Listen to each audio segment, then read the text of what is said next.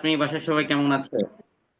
আলহামদুলিল্লাহ, আল্লাহ শুকর, ভালো আছি। বাসার সবাই আল্লাহর রহমতে ভালো আছে মোহতারাম। আলহামদুলিল্লাহ। কোথায় বাড়ি যেন আপনার?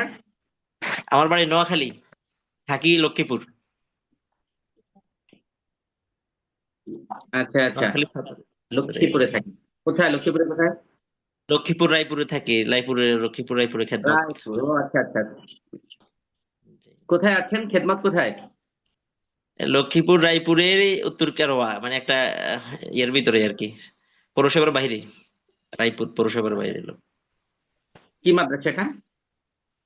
আমার মাদ্রাসা নুরানি হেফজখানা। ও আচ্ছা আচ্ছা। আহ, ফারেক কোথা দিয়ে আপনি? ফারাক হলো আমার ওই মাইজদি আনোয়ারুল উলুম রশিদিয়া। ও আচ্ছা আচ্ছা। নোয়াখালীর মাইজদি। নোয়াখালী মাইজদি, জি জি, নোয়াখালী মাইজদি আনোয়ারুল উলুম রশিদিয়া। এই আলামিন মাদ্রাসা, আলামিনের আগে দ্বিতীয় আরেকটা মাদ্রাসা আর কি, ওটা একটা তো হলো মাইজদি ও বাজার, ওটা না। আচ্ছা আচ্ছা।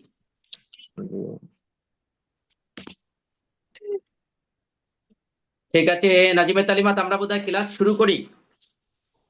যদিও উপস্থিতি একটু কম, রমজান একটু কম হবে, আবার আজকে শিডিউলের একটু ব্রেক আছে। মোতারাম একটা মাসালা আমার হ্যাঁ, আবার জানতে কি কিছু মাসলার আর কি, মধ্যে? যদি একটা মাসালা যেখান থেকে ছুটে গেছে আর কি, যদি মোহতারাম থেকে জানতাম ক্লাস শুরু হওয়ার আগে। আমরা তো ক্লাস তো কম, টাইম এমনি কম, 45-এ ক্লাস শেষ করতে হবে তো। মাসালা একটু আলাদা জিজ্ঞাসা করলে ভালো হয়, অলরেডি 6 মিনিট হয়ে গেছে। আচ্ছা ঠিক আছে, ইনশাল্লাহ।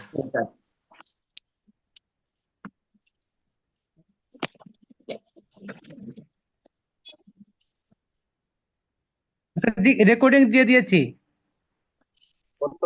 আগে দেখলে তো হবে না।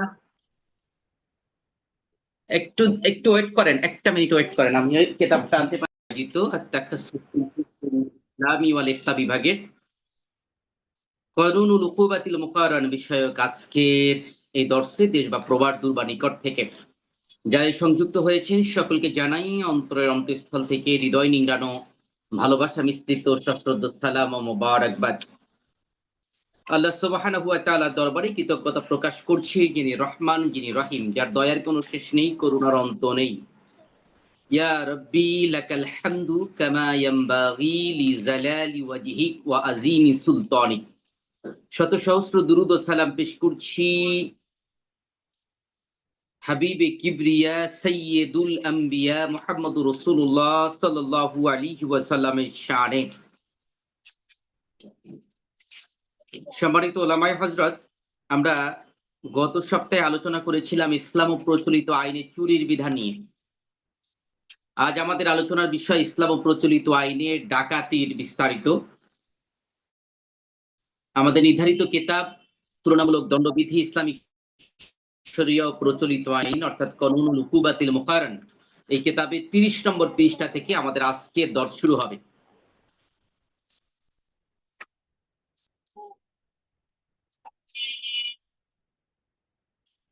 গ্রুপে যদি একটু রিমাইন্ডার দেওয়া যায় সম্মানিত নাজিমে তালিমাত, যেহেতু টাইমটার একটু বিপর্যয় আছে, তো একটু যদি রিমাইন্ডার দেওয়া যায় হয়তো আরো উপস্থিতি বাড়বে।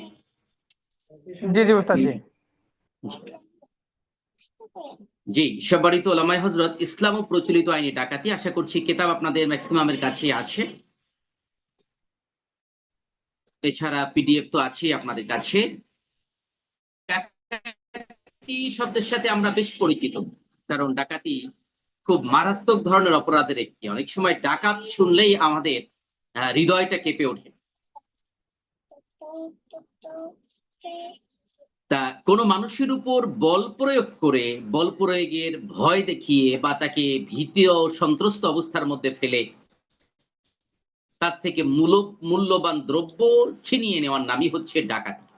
সাধারণ আইন অনুসারে ডাকাতিকে সংজ্ঞায়িত করা হয়েছে এভাবে যে কোনো ব্যক্তি থেকে তার অধিকারে থাকা, ইখতিয়ারে থাকা সম্পত্তি নেওয়া বা কোনো ব্যক্তিকে ভয় বা বল প্রয়োগ সম্পত্তি থেকে বঞ্চিত করার নামই হচ্ছে ডাকাতি।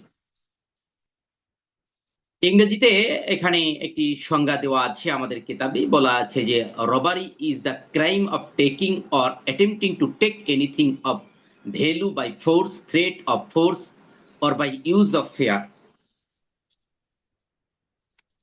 কত নম্বর পৃষ্ঠাতে যে? 30 নম্বর পৃষ্ঠা, 30। অর্থাৎ রবারি হচ্ছে এমন একটি অপরাধ যে কারো কিছুকে নিয়ে নেওয়া।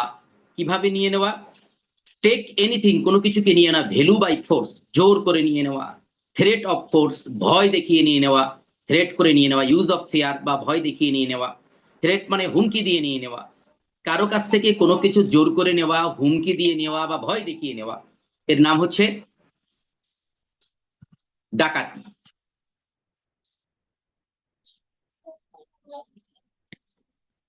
এখানে আরো একটা সংজ্ঞা দেওয়া আছে অ্যাকর্ডিং টু কমন ল।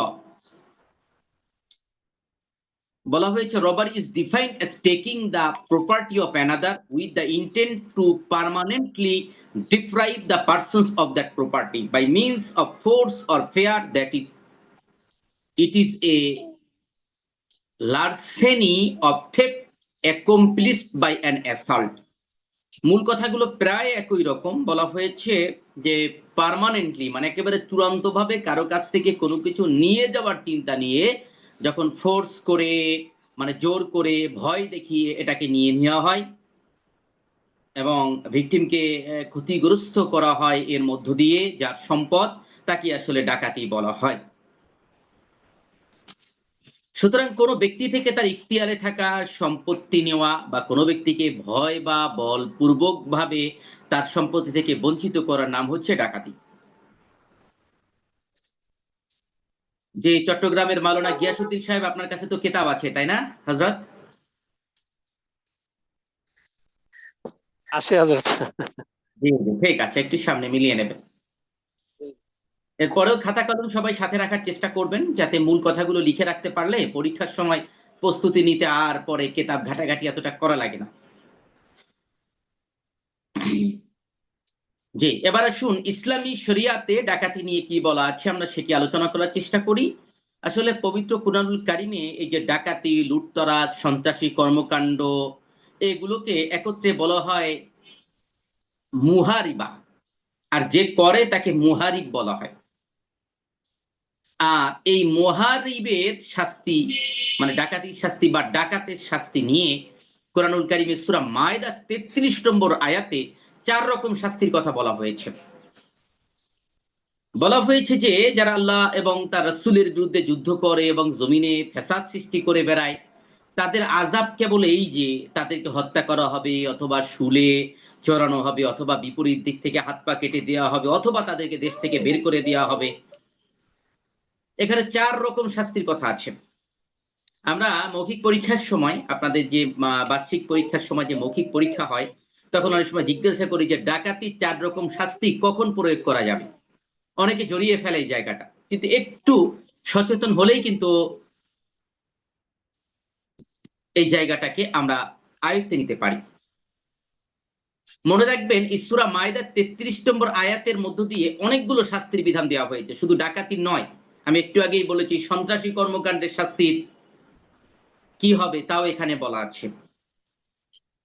তারপরে যদি কেউ মোরতাদ হয় তার শাস্তি কি হবে তাও এই আয়াতের মধ্যে বলা আছে।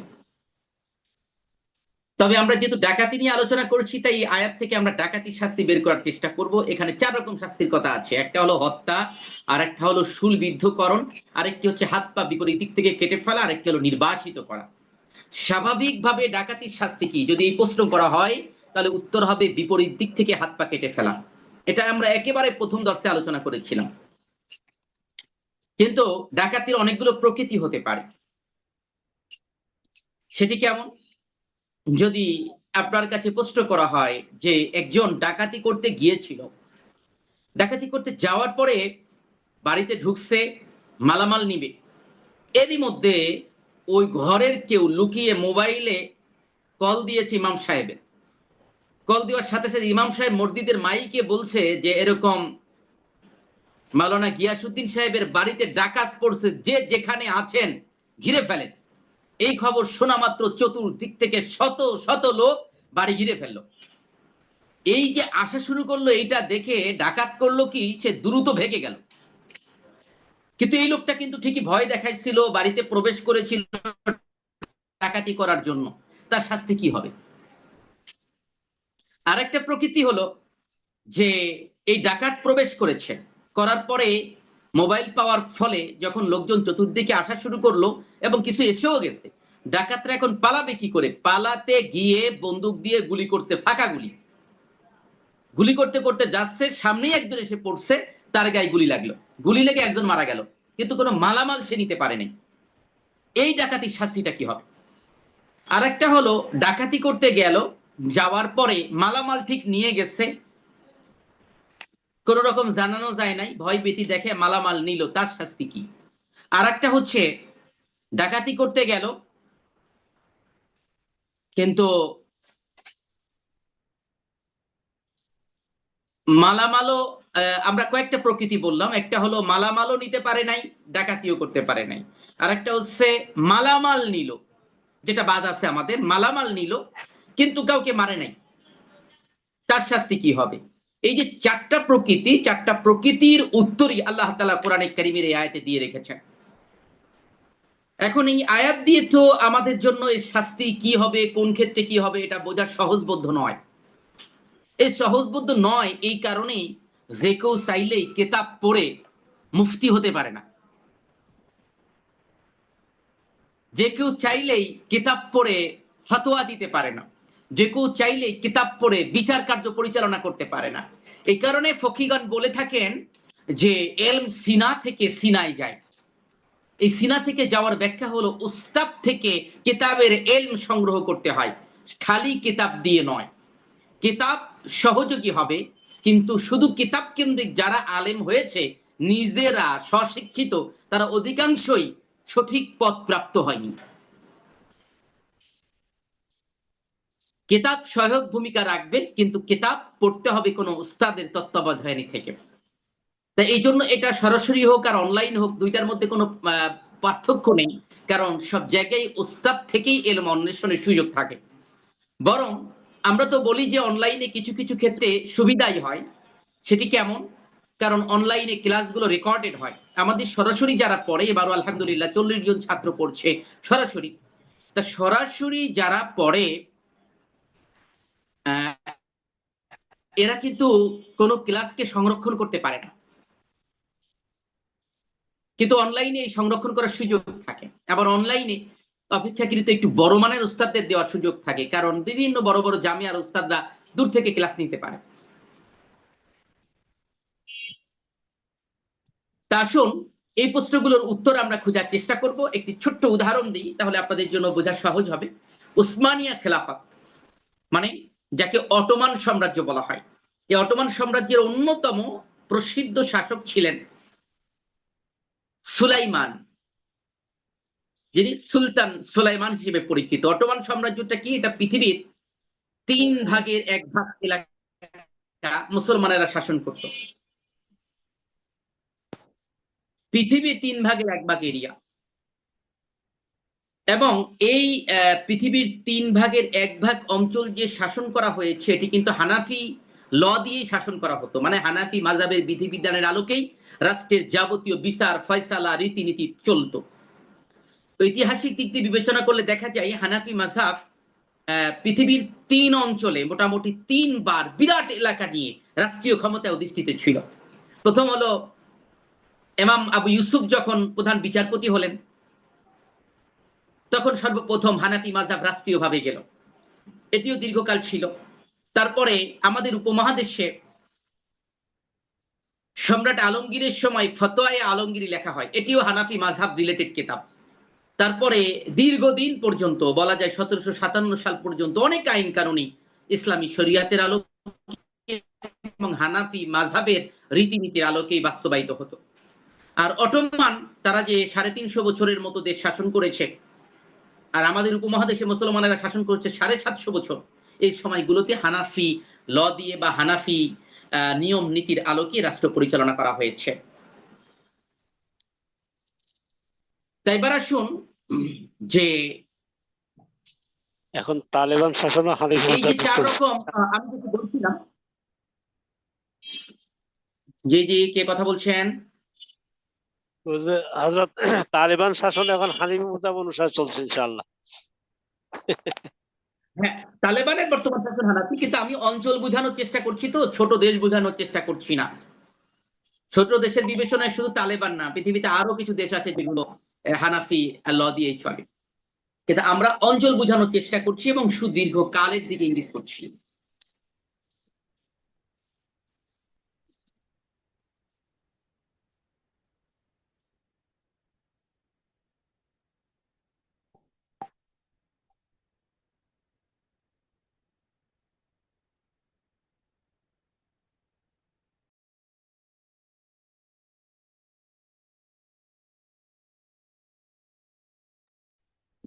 জি হযরত, আমরা কথা বলছিলাম যে এই অটোমান সাম্রাজ্যের সময় একবার সুলতান সুলাইমানের কাছে একটা অভিযোগ আসলো রাষ্ট্রের এক বিচারকের ব্যাপারে, কাজীর ব্যাপারে।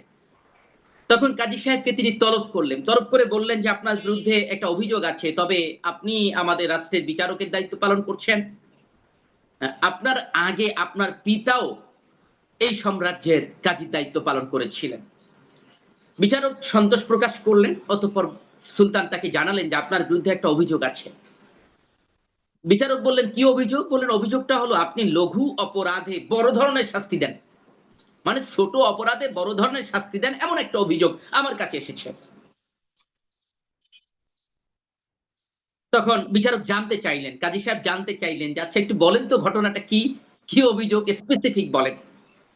সুলতান তখন জানালেন আপনি নাকি যারা খাবারে ভেজাল দেয়, মানে পচা আটার সাথে ভালো আটা মিশিয়ে বিক্রি করে, নিম্নমানের চালের সাথে ভালো মানের চাল মিশিয়ে বেশি দামে বিক্রি করে, এদেরকে আপনি পেরেক মেরে দেয়ালে সেটে রেখেছেন, মানে হাতে পায়ে পেরেক মেরে, বড় বড় পেরেক মেরে দেয়ালে ঝুলে রাখছেন। তখন কাজী সাহেব জানালেন এটা ইসলামী শরিয়াতের আলোকেই করেছি। এবার সুলতান জানতে চাইলেন তা ইসলামী শরিয়াতের আলোকে করেছেন, এ শাস্তির কথা আছে কোথায়, কোন কিতাবে আছে, আমাকে একটু জানান। কাজী সাহেব জবাব দিলেন যে সম্রাট, সব কথাই যদি কিতাবের পাতায় লেখা থাকে তাহলে আর বিচারক নিয়োগ দেওয়ার দরকার হয় না।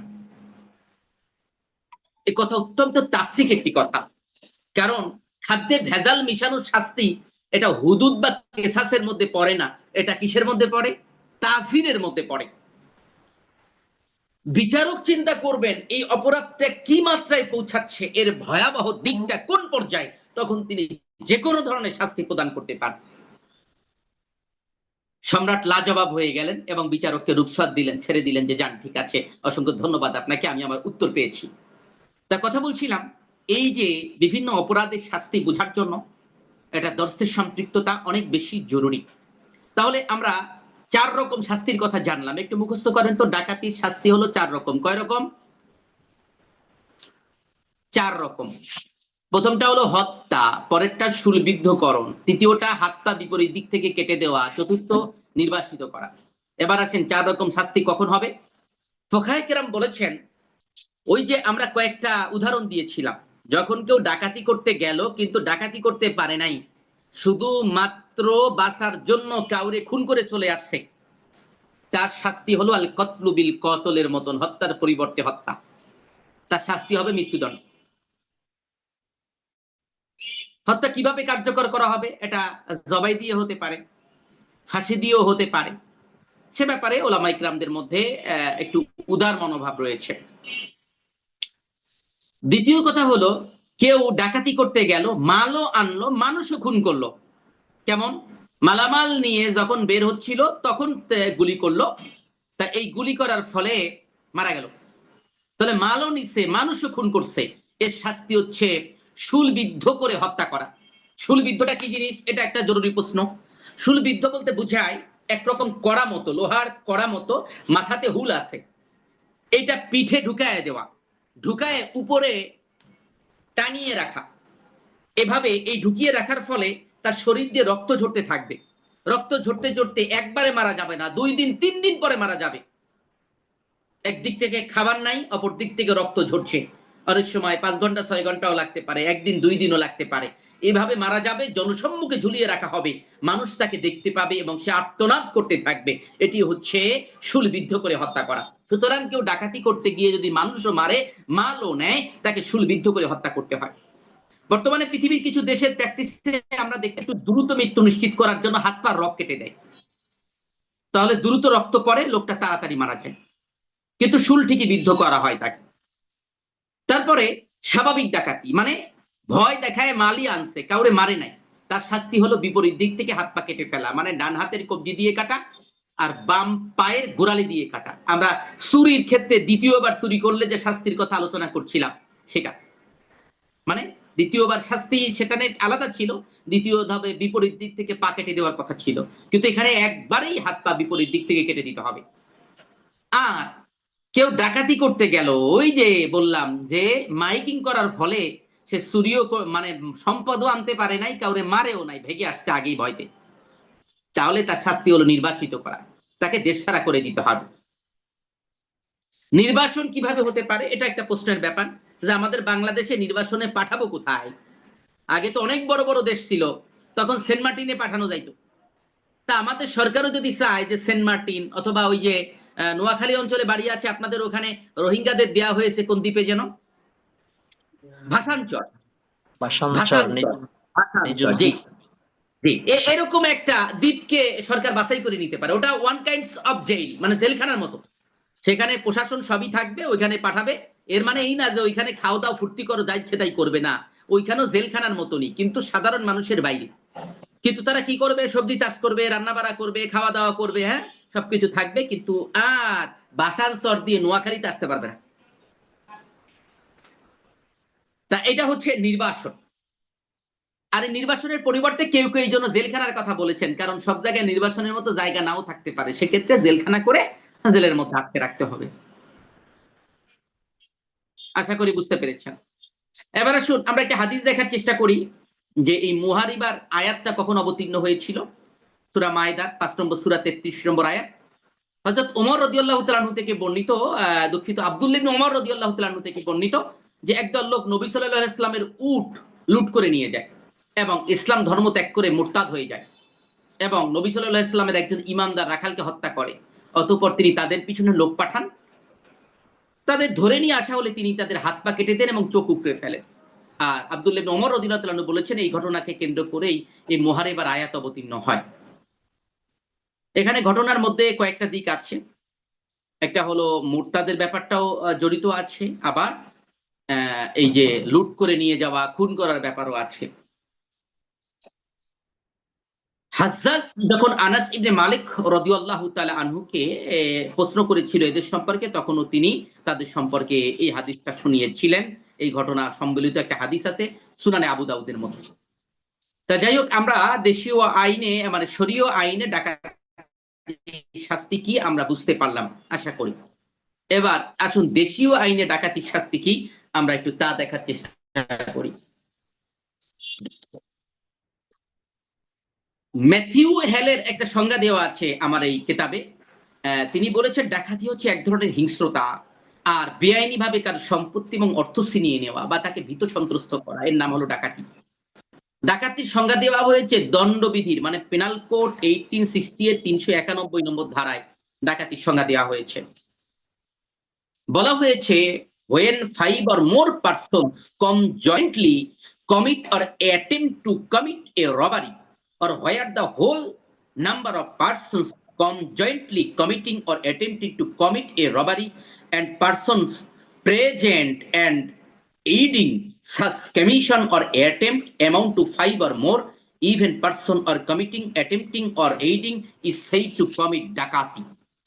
মানে হলো যখন 5 বা ততোধিক ব্যক্তি মিলিতভাবে কোনো দস্যুতা সংগঠন করে তখন প্রত্যেকেই ডাকাতি করেছে বলে ধর্তব্য হয়। এটা বিষয় বোঝার চেষ্টা করেন যে শরিয়াতে আসলে 5 জন শর্ত না, 2 জন 3 জন মিলে করেছে সেটাও ডাকাতি হতে পারে, কিন্তু আমাদের দেশীয় আইনে ডাকাতিকে সংজ্ঞায়িত করতে গিয়ে বলা হয়েছে যখন অন্তত 5 জন যুক্ত আছে এই দস্যুতা ঘটানোকে, যে জোর করে নিছে কিন্তু 5 জন যুক্ত। এই 5 জনের জন্য শর্ত এরকম নয় যে 5 জনই গিয়াসউদ্দিন সাহেবের বাড়ি যেতে হবে, হ্যাঁ 5 জনই শর্ত না। একজন খবর দিল যে হুজুর তো বিরাট বড়লোক মানুষ, ব্যাংক থেকে বিশাল অঙ্কের একটা অ্যামাউন্ট এনে রাখছে যাকাত দেওয়ার জন্য। তা এই খবর একজন দিল, দেওয়ার পরে আরেকজন করলো কি, আরেকজন রাস্তায় দাঁড়াইলো, ঠিক আছে আমি রাস্তা পাহারা দেব, পুলিশের গাড়ি আসে কিনা দেখার জন্য। বাকি 3 জন ঢুকলো ঘরের মধ্যে, তা একজন খবর দিল, একজন পাহারা দিল, তিনজন ডাকাতি করলো, এই পাঁচজন মিলিয়েছে মানেই হলো সেটা ডাকাতি দেশীয় আইনে, এবং পাঁচজনই সমান অপরাধে দোষী। যদি এরকম হয় এই তিনজনের মধ্যে একজন গিয়ে ভিতরে অকারেন্স ঘটাইছে, মানে কাউকে কতল করে ফেলছে, এই পাঁচজনই খুনের দায়ে দায়ী হবে। এটা হচ্ছে আমাদের দেশীয় আইনের বক্তব্য। এখন ডাকাতির শাস্তি কি? 1860 সালের কেবল দেখলাম কত নম্বর ধারা, 391 নম্বর ধারায় ডাকাতির কথা বলা হয়েছে। একটু মনে রাখার চেষ্টা করেন, 391 মনে রাখার চেষ্টা করেন। তারপরে 395 নম্বর ধারায় ডাকাতির শাস্তি নিয়ে আলোচনা করা হয়েছে, যে কি শাস্তি হবে। বলা হয়েছে যদি কোনো ব্যক্তি এই ডাকাতি করে, এভাবে করে, তাহলে উক্ত লোক যাবজ্জীবন কারাদণ্ড। যাবজ্জীবনের ব্যাখ্যা আমরা দিছিলাম দ্বিতীয় ক্লাসে, আপনাদের মনে আছে কিনা আমি জানি না। যাবজ্জীবন এটা তিন রকম হতে পারে। প্রথমত যাবজ্জীবন মানে টিল ডেথ, মৃত্যুর আগ পর্যন্ত, যতদিন থাকিবে জীবন ততদিন কাটিবেন জেল, এর নাম হলো যাবজ্জীবন। আর স্বাভাবিকভাবে যাবজ্জীবন বলতে 14 বছরের জেল বোঝায়, তবে কিছু কিছু বিশেষ ক্ষেত্রে 20 বছরও উল্লেখ করা থাকতে পারে, তাহলে 20। আর কখনো কখনো আদালতই ঘোষণা দেয় যে মৃত্যুর আগ পর্যন্ত। যেমন আওয়ামী লীগ সরকারের আমলে আন্তর্জাতিক অপরাধ ট্রাইব্যুনালে এভাবে রায় দেওয়া হতো, যাকে যাবজ্জীবন দেওয়া হতো বলা হতো আমৃত্যু কারাদণ্ড। তাহলে যাবজ্জীবন বা 10 বছর পর্যন্ত যে কোনো মেয়াদে সশ্রম কারাদণ্ডে দণ্ডিত হবেন। তার মানে স্বাভাবিকভাবে আমরা বুঝি 14 বছর অথবা 10 বছর পর্যন্ত যে কোনো মেয়াদের কারাদণ্ড। তদুপরি অর্থদণ্ডেও তিনি দণ্ডিত হবেন। ডাকাতির অপরাধ আমলযোগ্য, জামিন অযোগ্য, আপোষ অযোগ্য, দায়রা আদালত কর্তৃক বিচার্য। আমলযোগ্য মানে অবশ্যই আমলে নেবে, জামিন অযোগ্য, ডাকাতি করলে সে জামিন পাবে না বিচার ছাড়া। হ্যাঁ, আপোষ অযোগ্য, যার বাড়ির মাল চুরি করছে তার সাথে একটা লাইন করে মামলা তুলে এই জায়গাতে না।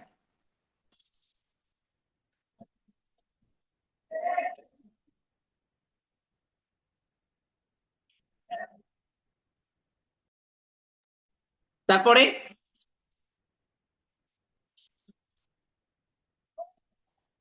তার মানে এটা কোনো নিজেরা আপোষ মীমাংসা করে এটাকে মিটাতে পারবে না। একবার আদালতের দ্বারস্থ হওয়া, সংবাদ পৌঁছে যাওয়া মানে বিচার চলতে থাকবে। এই জন্য আপোষ অযোগ্য বলা হয়েছে। আর দায়রা আদালত কর্তৃক বিচার্য, দায়রা আদালতে এই মামলা পরিচালনা হয়, এটি হলো। দণ্ডবিধির 396 নম্বর ধারায় বলা হয়েছে যে যদি মিলিতভাবে ডাকাতি করার সময়, এই যে 5 জন বা ততোধিক ব্যক্তি মিলে যদি করে, এই অবস্থায় যদি কেউ খুন করে তাহলে কি হবে? তাহলে খুন করলে তাহলে শাস্তি মৃত্যুদণ্ড বা যাবজ্জীবন কারাদণ্ড বা 10 বছর পর্যন্ত যে কোনো মেয়াদে সশ্রম কারাদণ্ডে দণ্ডিত হবে, এবং একই সাথে অর্থদণ্ড দণ্ডিত হবে। খুন করলে মৃত্যুদণ্ড হতে পারে, যাবজ্জীবন হতে পারে, আবার 10 বছর পর্যন্ত যে কোনো মেয়াদের কারাদণ্ড হতে পারে। বলবেন যে খুন করছে তারপরও কেন 10 বছর পর্যন্ত যে কোনো মেয়াদের কারাদণ্ড, তার মৃত্যুদণ্ড হবে না কেন? খুনের অনেকগুলো প্রকৃতি আছে, একটা হলো ইচ্ছা করে খুন, আর একটা হলো ফাঁকা গুলি ছুটতে গিয়ে কেউ মারা গেল। এরকম কাজের ভেদে দণ্ডের পরিমাণ হ্রাস পেতে পারে। এই জন্য আমরা দেখি কেউ খুন করলেই সবসময় তার মৃত্যুদণ্ড ফাঁসি হয় না, সবসময় তার আবার যাবজ্জীবন কারাদণ্ড হয় না, কম বেশি হয়। আমরা আদালতের বিচারে দেখি না মাঝে মাঝে? এগুলোর কিছু কারণ আছে। উকিল প্রমাণ করে যে আসলে উনি এইটা নিজে করেন নাই, ধস্তাধস্তির মাঝখান দিয়ে হঠাৎ করে বন্দুকের কি বলে ওটা, শাটার না কি যেন বলে, মোটামুটি আর কি, এই যে যেটা চাপ দিলে আর কি গুলি হয়, তা এটাতে চাপ পড়েছে, চাপ পড়া মাত্র গুলি বের হয়ে লোকটা মারা গেছে।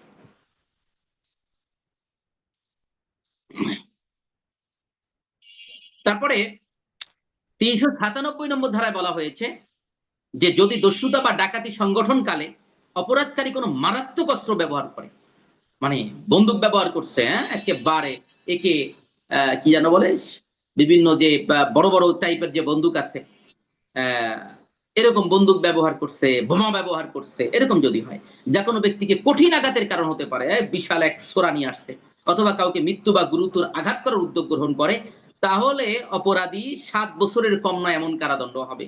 মানে আঘাত করে নাই কিন্তু ব্যবহার করে ভয় টয় দিয়ে খাইছে, বরং ভয়ঙ্কর ধরনের অস্ত্র, তাহলে 7 বছর পর্যন্ত কারাদণ্ড হতে পারে। আর দণ্ডবিধি 399 নম্বর ধারাতে বলা হয়েছে যে যদি কোনো লোক ডাকাতি অনুষ্ঠানের প্রস্তুতি গ্রহণ করে, কিরকম? ওই যে খবর নিল যে এই যে আমাদের রিডমি নোট 11, নাম তো লেখা নাই, আমরা কি করে আপনার নাম বলতে পারি? হুম? আমাদের এই হজরতের বাড়িতে এরকম একটা ঘটনা ঘটানোর জন্য আল্লাহ না করুক, চোররা একটা মিটিং করলো যে অমুক হুজুরের বাড়িতে তো আসে জিনিসপত্র মেলা গহনাপাতি আছে, এইটা শোনার পরে একটা মিটিং করতেছে। আর মিটিং করার সময় এই আমাদের ইউসুফি সাহেব ওই গড়ের পাশ দিয়ে যাচ্ছে।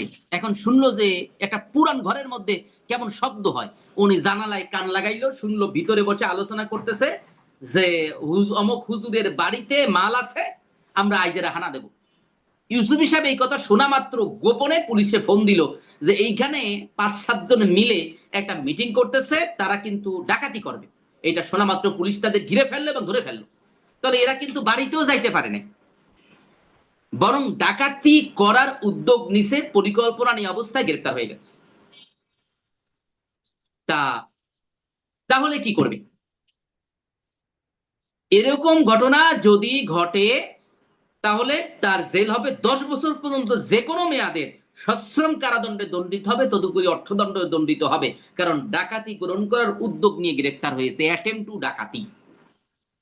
তাহলে আমরা এখানে 4টা ধারায় 4টা বিষয় আলোচনা করছি। স্বাভাবিকভাবে ডাকাতির শাস্তি 10 বছর পর্যন্ত যে কোনো মেয়াদের কারাদণ্ড। একটু মনে রাখার চেষ্টা করেন, 10 বছর পর্যন্ত যে কোনো মেয়াদের কারাদণ্ড। যখন দেশীয় আইনে ডাকাতির শাস্তি প্রশ্ন আসবে তখন লিখবেন যে 395 ধারা 395, 10 বছর পর্যন্ত যে কোনো মেয়াদের কারাদণ্ড। এরপরে লিখবেন ধারা 396 পরেরটাই কি, যদি ডাকাতির সময় খুন করে তাহলে যাবজ্জীবন মৃত্যুদণ্ড অথবা যাবজ্জীবন কারাদণ্ড অথবা 10 বছর পর্যন্ত যে কোনো মেয়াদের কারাদণ্ড। তারপর লিখবেন ধারা 96 পরে হলো 397। 97তে কি লিখবেন, যদি কাউকে এরকম মারাত্মক অস্ত্র দিয়ে ভয় দেখায় তাহলে কি হবে, তাহলে 7 বছরের কম নয় এমন কারাদণ্ড। আর একটা কি, যদি ডাকাতি গ্রহণ করার উদ্যোগ নেয় সেটা হলো 399। তাহলে 95, 96, 97 আর 99, 395 মনে রাখেন, 395, 396, 397 আর 399। 2-4 বার পড়লে কিন্তু মুখস্থ হয়ে যাওয়ার কথা। তারপরে 399তে কি বলা হলো, উদ্যোগ নিছে, ধরা পড়ে গেল, তাহলে 10 বছর পর্যন্ত যে কোনো মেয়াদের কারাদণ্ড। এই হচ্ছে আমাদের আজকের আলোচনা। আমরা ইনশাআল্লাহ আগামী সপ্তাহে ইসলাম ও প্রচলিত আইনে ব্যভিচার ও ধর্ষণ নিয়ে আলোচনা করব। সম্মানিত হযরতগণ, আপনাদের আজকের 10 রিলেটেড কোনো প্রশ্ন থাকলে আপনারা করবেন। তার আগে একটু কথা হলো, আমাদের নতুন ব্যাচের ভর্তি কার্যক্রম শুরু হয়েছে। সেহেতু আপনাদের পরিচিত কেউ যদি থাকে যারা ইফতাতে ভর্তি হতে চায় অনলাইনে কিংবা অফলাইনে, যে যদি থাকে আপনারা তাদের কাছে দাওয়াত পৌঁছে দেবেন। আমাদের এই মুহূর্তে একটা ব্যাচ শুরু হচ্ছে আগামী বৃহস্পতিবারে, ইফতেতাহি দর্স এখনই শুরু হচ্ছে। বিশেষ করে দাওরা যারা ফারেগ হয়েছে কিন্তু অনলাইনেই পড়তে চায় খেদমতে জড়ানোর কারণে, তারাও ভর্তি হতে পারবে তাদের প্রবেশপত্র দিয়ে। রেজাল্ট হওয়ার পরে রেজাল্টের কপিটা আমাদেরকে দেবে। আর অন্য যারা আছে তাদের জন্য তো আপনাদের মতনই প্রক্রিয়া। তা আপনারা একটু আপনাদের পরিচিত মহলে দাওয়াতটা পৌঁছে দিতে পারেন যে যাদের মানে যাদের সুযোগ আছে আগামী বৃহস্পতিবারে ব্যাচে যুক্ত হবার। আর এর বাইরে আবার আরেকটা ব্যাচ শুরু হবে, সেটা ঈদের পরে। তা এখন যারা শুরু করবে সম্ভবত তাদের 2 মাস আগে শেষ হবে, আর যারা ঈদের পরে শুরু করবে তাদের 2 মাস পরে গিয়ে শেষ হবে। তা আপনারা এই দাওয়াতটা ইনশাআল্লাহ পৌঁছে দেওয়ার চেষ্টা করবেন। এছাড়াও তাফসিরে, তাকাসসুস ফি উলুমিল হাদিসে ও যারা ভর্তি হতে চায় তাদেরও ভর্তি কার্যক্রম চলছে। তারপরে আমাদের অনলাইন দাওরায়ে হাদিস আছে, তাতেও ভর্তি কার্যক্রম চলছে। আলেমা কোর্স আছে, মিশকাত শর্ট কোর্স আছে, সেখানেও ভর্তি কার্যক্রম চলছে। জেনারেলরা যারা যদি কেউ আলেম হতে চায় বা আলেমা হতে চায় তাদের জন্যও আমাদের কোর্স আছে, অনলাইনেও কোর্স আছে। এছাড়া মাদানী নেসাব আছে আমাদের, আবাসিক আছে, আবার অনাবাসিক অনলাইনেও আছে, 2 রকম আছে। তা আপনারা দাওয়াত গুলো পৌঁছে দেবেন এই প্রত্যাশা রাখছি। আর হলো আজকের দর্শ নিয়ে আপনাদের কারো কোনো প্রশ্ন থাকলে আপনারা করতে পারেন। আপনাদের মাদ্রাসাটা কোন জায়গায় করা? মাদ্রাসা আমাদের তো কয়েকটা শাখা, এর মধ্যে ঢাকার উত্তরা 14 নম্বর সেক্টর 23 নম্বর রোডে হলো আমাদের মূল মানে অফলাইন শাখাটা, মানে যেখানে সরাসরি ক্লাস হয়। আর অনলাইন শাখাটা হচ্ছে 15 নম্বর সেক্টর উত্তর মেট্রো রেল স্টেশনের কাছে। তাই এই জন্য আপনারা কখনো আসতে চাইলে একটু কন্ট্যাক্ট করে আসতে বলি, মানে আমি যেখানে আছি সেখানে আসতে বলি আর কি। আবার এই 14 নম্বর সেক্টরে আমাদের আরো একটা শাখা আছে, আমি এখন যেখানে বসে ক্লাস নিচ্ছি, এটা আমরা তাফসীর যে বিভাগ। পরীক্ষাটা আমরা পরীক্ষা পরীক্ষা দিব তো কোন জায়গায়? ইনশাআল্লাহ আপনাদের অনলাইনে নিব আমরা। শুধু সনদ নেওয়ার সময় আসবেন, ওই সময় আগের দিন রাতে এসে থাকা লাগলে মাদ্রাসায় এসে থাকবেন। আর সনদ বিতরণ অনুষ্ঠানটা আমরা মাদ্রাসায় করি না, আমরা অনেক বড় অডিটোরিয়ামে করি। মানে ধরেন 40-50 হাজার টাকা ভাড়া দিয়ে একটা অডিটোরিয়াম নিয়ে আমরা, ইউনিভার্সিটি গুলো যেমন সমাবর্তন করে জাঁকজমক ভাবে, সেভাবে আমরা করি সনদ বিতরণ অনুষ্ঠান। আপনারা পূর্বের ভিডিও কেউ যদি দেখে থাকেন তাহলে জানার কথা। সালানা পরীক্ষা কি ইয়েতে হবে নাকি অনলাইনে? হ্যাঁ, সব অনলাইনে নেবো ইনশাআল্লাহ। কারণ আমরা অফলাইনে নিই, কিন্তু জটিলতাটা হলো অফলাইনে একদিনে পরীক্ষা নিলে হক আদায় হয় না। জি জি। তা খুব একেবারে যাচ্ছে তাই একটা ভাব হয়। আমরা এই জন্য চিন্তা করেছি যে আপনাদের থেকে আগে অনলাইন সরাসরি নিয়েছি, কিন্তু আপনাদের থেকে আমরা অনলাইনে নেব একটু দীর্ঘ করে, মানে প্রত্যেকটা পরীক্ষার জন্য 2 ঘন্টা করে সময় দেব। সাজেশন একই থাকবে, এখন যে সাজেশন পাইছেন এটাই পাবেন, কিন্তু পরীক্ষা হবে 2 ঘন্টা ব্যাপী। হুম। তাহলে কি হবে, অনেক ব্যাপকতার ভিত্তিতে আপনারা প্রস্তুতি দিতে পারবেন, লিখতে পারবেন। চেষ্টা করবো একদিন বাদে একদিন পরীক্ষা নেওয়ার। তাহলে আপনাদের 10টা পরীক্ষা 20 দিন ধরে হবে, মানে 1 মাস ধরে পরীক্ষা হবে। ভালো প্রস্তুতি নিয়ে পড়তে পারবেন। আগে যদি গ্যাপ থেকেও থাকে, ওই পরীক্ষার প্রস্তুতি নিতে গিয়ে আপনারা ইনশাল্লাহ সফল হয়ে যাবে। ইনশাআল্লাহ ইনশাআল্লাহ। এদিক দিয়ে ভাবলাম যে আমার কাছে মনে হচ্ছে যে আমরা এই একদিনে পরীক্ষা নেওয়ার চেয়ে একটু দীর্ঘভাবে এভাবে পরীক্ষা নিলে এটা একটু ফায়দাটা বেশি দেবে। তা সনদের কোনো জি। পার্থক্য তো হবে না, অনলাইন অফলাইনের ক্ষেত্রে কোনো পার্থক্য নাই, কারণ এটা খেদমতরতদের জন্যই সুযোগ। এই আমরা সনদ বিতরণের সময় আপনাদের সবাইকে ডাকবো এবং আসতে হবে ইনশাল্লাহ। যে সনদ বিতরণ এবং দস্তাবেজ অনুষ্ঠান যেটা হবে। পরীক্ষার দিন এরকম পালাইলে আমাদের মাদ্রাসা যখন বন্ধ থাকে হবে ওরা বলে বা আসতে হবে। আমি বুঝতে পারছি না হযরত কি বলছেন।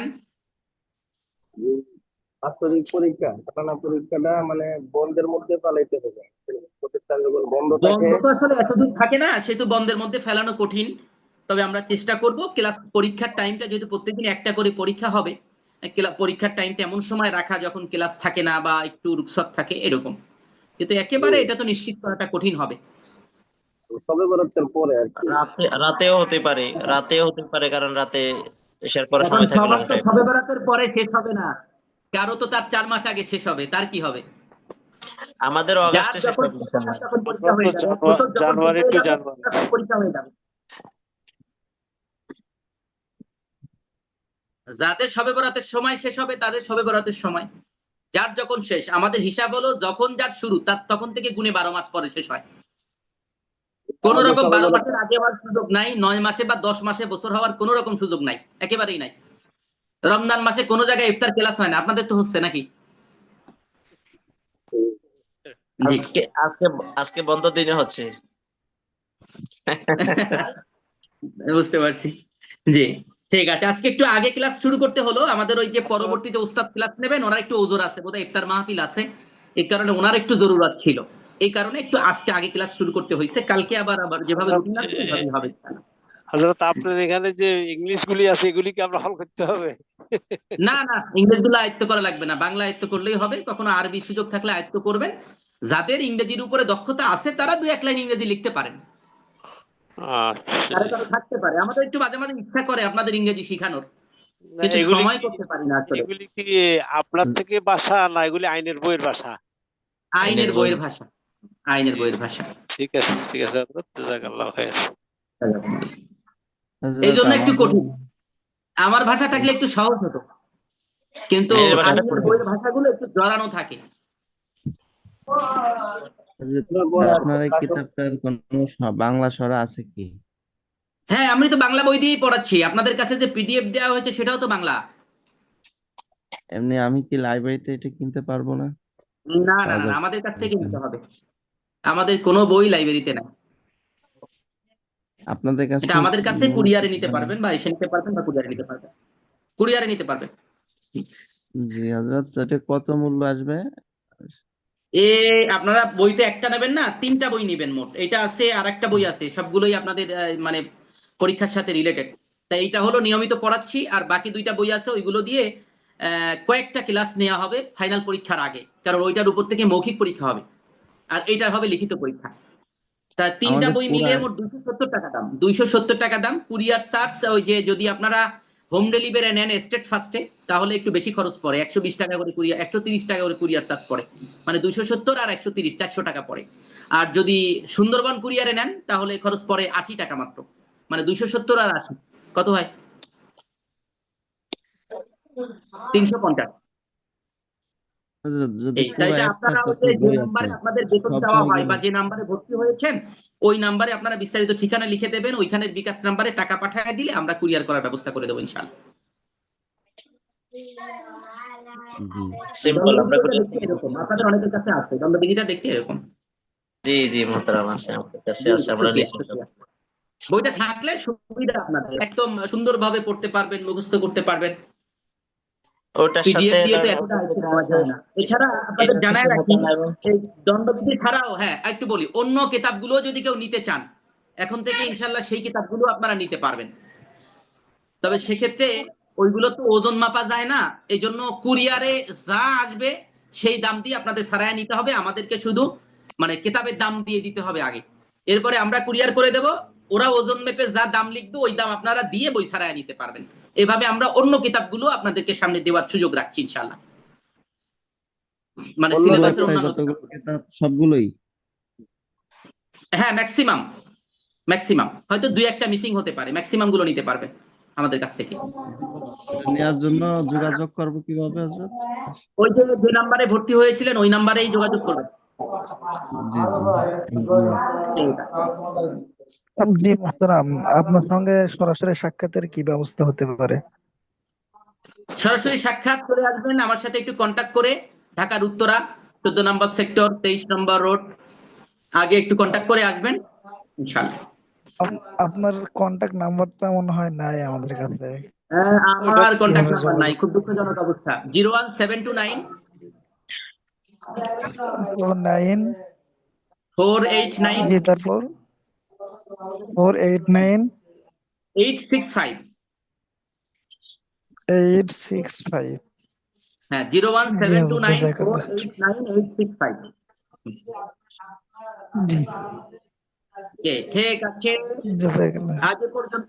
আমার সাথে যোগাযোগের জন্য সবচেয়ে ভালো উপায় হলো হোয়াটসঅ্যাপে নক করে একটু টাইম নিবেন বা কথা লিখে রাখবেন অথবা অডিও দেবেন, অথবা যদি সরাসরি কথা বলতে চান তাহলে একটু সময়টা শুনে নেবেন, কারণ ম্যাক্সিমাম টাইম ক্লাসের জি সাথে রিলেটেড তো, সময় দেখা যায় ক্লাসের মধ্যে ফোন দিলে আমরা একটু বিপদের মধ্যে পড়ে যাই। ঠিক জি, এই নাম্বারে কি হোয়াটসঅ্যাপ খোলা আছে? হ্যাঁ এই হোয়াটসঅ্যাপ আছে, নম্বরে হোয়াটসঅ্যাপ আছে। হোয়াটসঅ্যাপ? জি আজ এ পর্যন্তই। জি জি। জি আল্লাহ তাআলা নিরাপদে রাখুন। পরবর্তী উস্তাদ কি যুক্ত হয়েছেন? সাদ সাহেব যুক্ত হয়েছেন?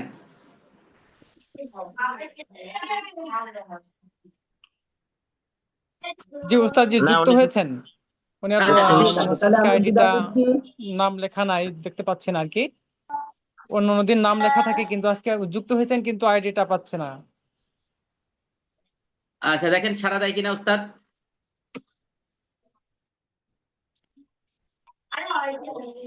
এই স্ক্রিনে ছোট দেখা যাচ্ছে। ও আচ্ছা আচ্ছা।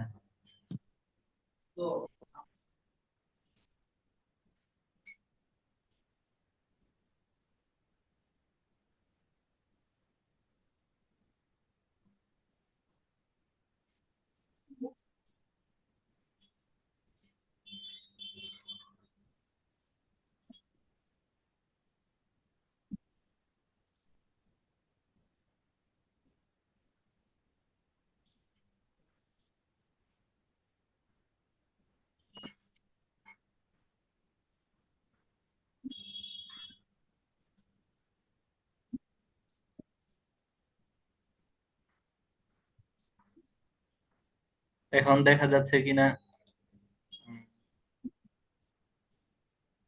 আগের মতোই ছোট আছে, সহকারে বড় নাই, করলে বড় হয়ে যাবে। বিগত দিনগুলোর মতো নাই।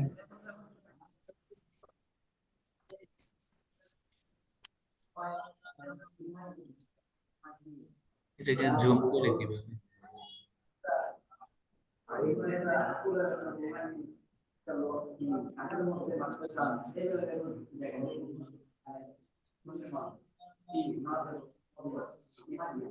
আমরা চাইলে আমাদের প্রত্যেকের মোবাইলে জুম করলে এটা আরো বড় হবে, বুঝছেন? হ্যাঁ, জুম করে নিলে হয়তো বড় হইতে পারে আমরা আসলে। নিজেরা জুম হচ্ছে করতে না। পারবো আমাদের নিজেদের মোবাইলে। আমরা এই যে আমি এখন চাইলে আমারটা আমি হুম, এখানে জুম করতে পারি, বড় করতে পারি, ছোট করতে পারি। হুম। হ্যাঁ, জি, আমরা বড় ঠিক আছে করছি, মোহতারাম, ছোট হয়েছে। করছি। না, জি জি। আমি আর মোবাইলকে যদি আমরা আবার ইয়ে করে জি নিই হয়েছে। আমাদের। হ্যাঁ, জি জি। জি হয়েছে। আচ্ছা, আলহামদুলিল্লাহ, আমরা তাহলে আমাদের ক্লাসের যে সময় হওয়ার কথা ছিল অনেক সময় চলে গেছে। আর যতটুকু সময় আছে এই সময়টা আমরা ইনশাল্লাহ আজকের যে বিষয় আমরা ধারাবাহিকভাবে পড়তেছিলাম সেই বিষয়টা নিয়ে আলোচনা শুরু করতে চাচ্ছি। জি আলহামদুলিল্লাহ, আমাদের যে আজকের আলোচনার বিষয় সেটা হলো ওই ইমাম আজম ইমাম আবু হানিফা রাহিমাহুমুল্লাহ, তিনি আল ফিকহুল আকবার এর মধ্যে ইতিপূর্বে আমরা আলোচনা করেছিলাম ইসমাতে আম্বিয়া এবং নবীরা মাসুম কিনা, সব ধরনের গুনাহ খাতা ইত্যাদি থেকে নবীরা মুক্ত কিনা, এই সমস্ত বিষয় নিয়ে আকীদা সংক্রান্ত এবং দলিল আদিল্লা দিয়ে আমরা প্রমাণ করার চেষ্টা করেছি। এবং রাসূলুল্লাহ সাল্লাল্লাহু আলাইহি ওয়াসাল্লামের ব্যাপারে আমাদের আকীদা বিশ্বাস কেমন হওয়া উচিত, কেমন হতে হবে, এই বিষয়টা নিয়েও পূর্বের 5 নাম্বার দর্স আদ-দারসুল খামিসে আমরা আলোচনা করেছি। আজকে আমাদের যে আলোচনার বিষয় সেটা, এখানে বেশ কয়েকটা বিষয় আছে। সর্বপ্রথম যে বিষয়টা সেটা হলো আল মুফাদালাতু বাইনাস সাহাবা, আল মুফাদালাতু বাইনাস সাহাবাতি, অর্থাৎ সাহাবা আজমাইনদের ব্যাপারে আহলুস সুন্নাত ওয়াল জামায়াতের আকীদা বিশ্বাস এটা কেমন হবে, কিরূপ হবে, আহলুস সুন্নাত ওয়াল জামায়াতের আকীদা বিশ্বাস কেমন হওয়া উচিত, সাহাবায়ে কেরাম দের ব্যাপারে আমাদের আকাবির আসলাফদের আকীদা কেমন ছিল এবং আমাদের আকীদা কি হওয়া উচিত। সাহাবাদের ব্যাপারে দেখা গেছে যে যুগে যুগে বিভিন্ন মানুষ, বিভিন্ন ফিরকা, বাতিল ফিরকা, তারা কেউ বেশ সীমা লঙ্ঘন করেছে, আবার অনেকেই ছাড়াছাড়ির একেবারে চূড়ান্ত পর্যায়ে পৌঁছে গেছে। আসলে ইমান তো হলো মাঝামাঝি থাকার নাম, ইয়াতেদালে থাকার নাম, সিরাতে মুস্তাকিম, এটা হলো ইয়াতেদালে থাকার অর্থ হলো সিরাতুল মুস্তাকিম। এখানে আহ আমরা প্রথমেই ইমাম আজম ইমাম আবু হানিফার ইবারত নিয়ে আসছি। এই প্রথম পৃষ্ঠায় যেই লেখাগুলা দেখা যাচ্ছে এগুলা সবই ইমাম আবু হানিফার ইবারত। তাই আমরা ইমাম আবু হানিফার এই ইবারত থেকে একটু পড়ি। কোনো একজন ভাই যদি বিসমিল্লাহির রহমানির রহিম।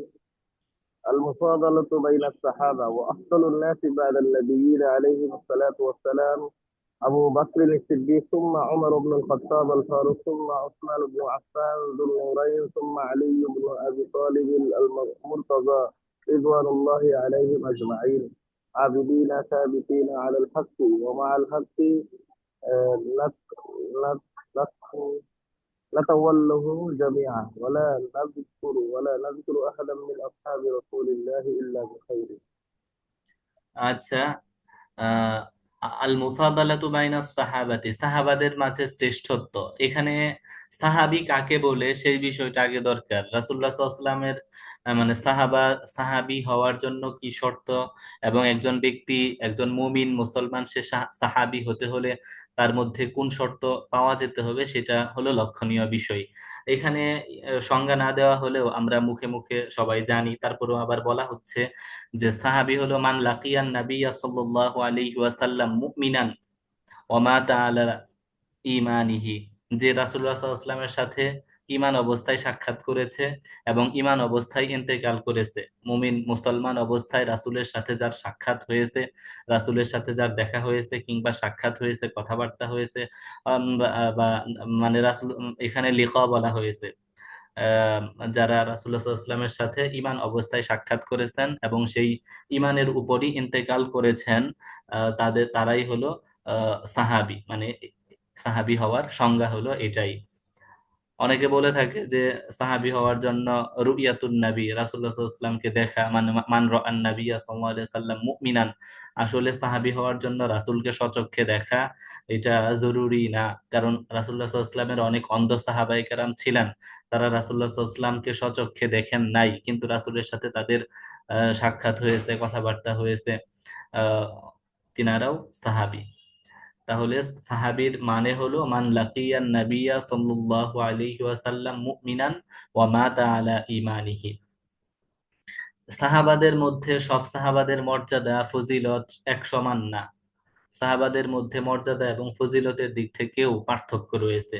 আজকে ইমাম আবু হানিফা রাহিমাহুল্লাহ তিনি এই বিষয়টাই তার ইবারতের মধ্যে ফুটিয়ে তুলেছেন যে আফদালুন নাসি বাদান নাবিয়্যিনা আলাইহিমুস সালাতু ওয়াস সালাম, নবী আলাইহিস সালাতু ওয়াস সালামের পর সর্বশ্রেষ্ঠ মানুষ, সর্বোত্তম মানুষ হলো আবু বকর সিদ্দিক, আবু বকর সিদ্দিক রাদিয়াল্লাহু তাআলা আনহু।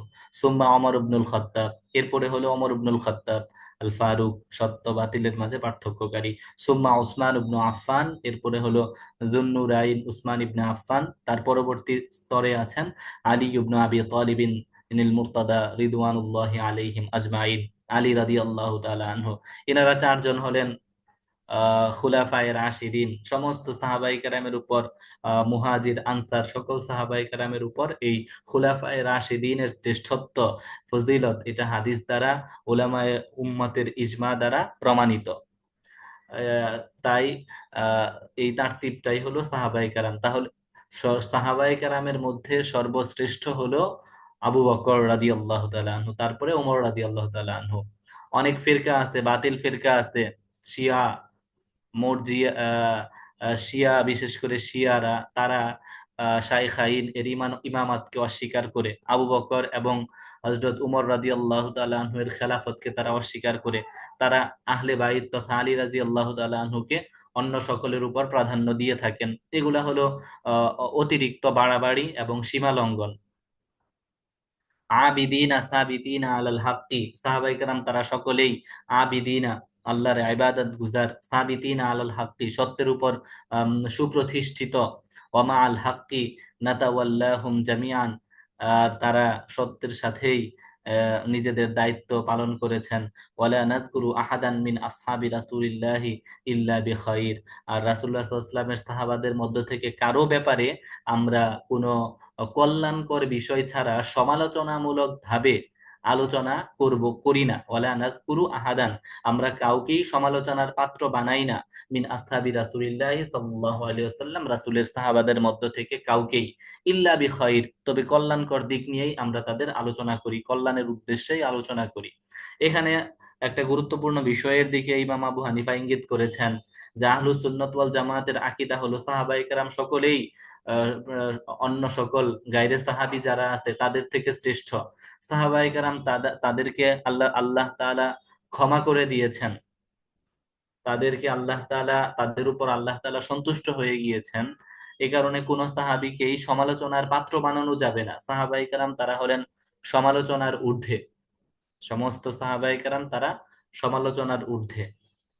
সাহাবায়ে কেরামদেরকে যারা সমালোচনা করবে, আহ ঘৃণ্যভাবে স্মরণ করবে, সাহাবাদের প্রতি যাদের বিদ্বেষ থাকবে, যে কোনো একজন সাহাবী হোক না কেন, একেবারে নিম্ন পর্যায়ের মানে ছোট থেকে ছোট কোন সাহাবীর প্রতিও যদি কারো সামান্যতম বিদ্বেষ থাকে, তাহলে তার মধ্যে প্রকৃত ঈমানদার সে হতে পারবে না, ঈমান আসবে না।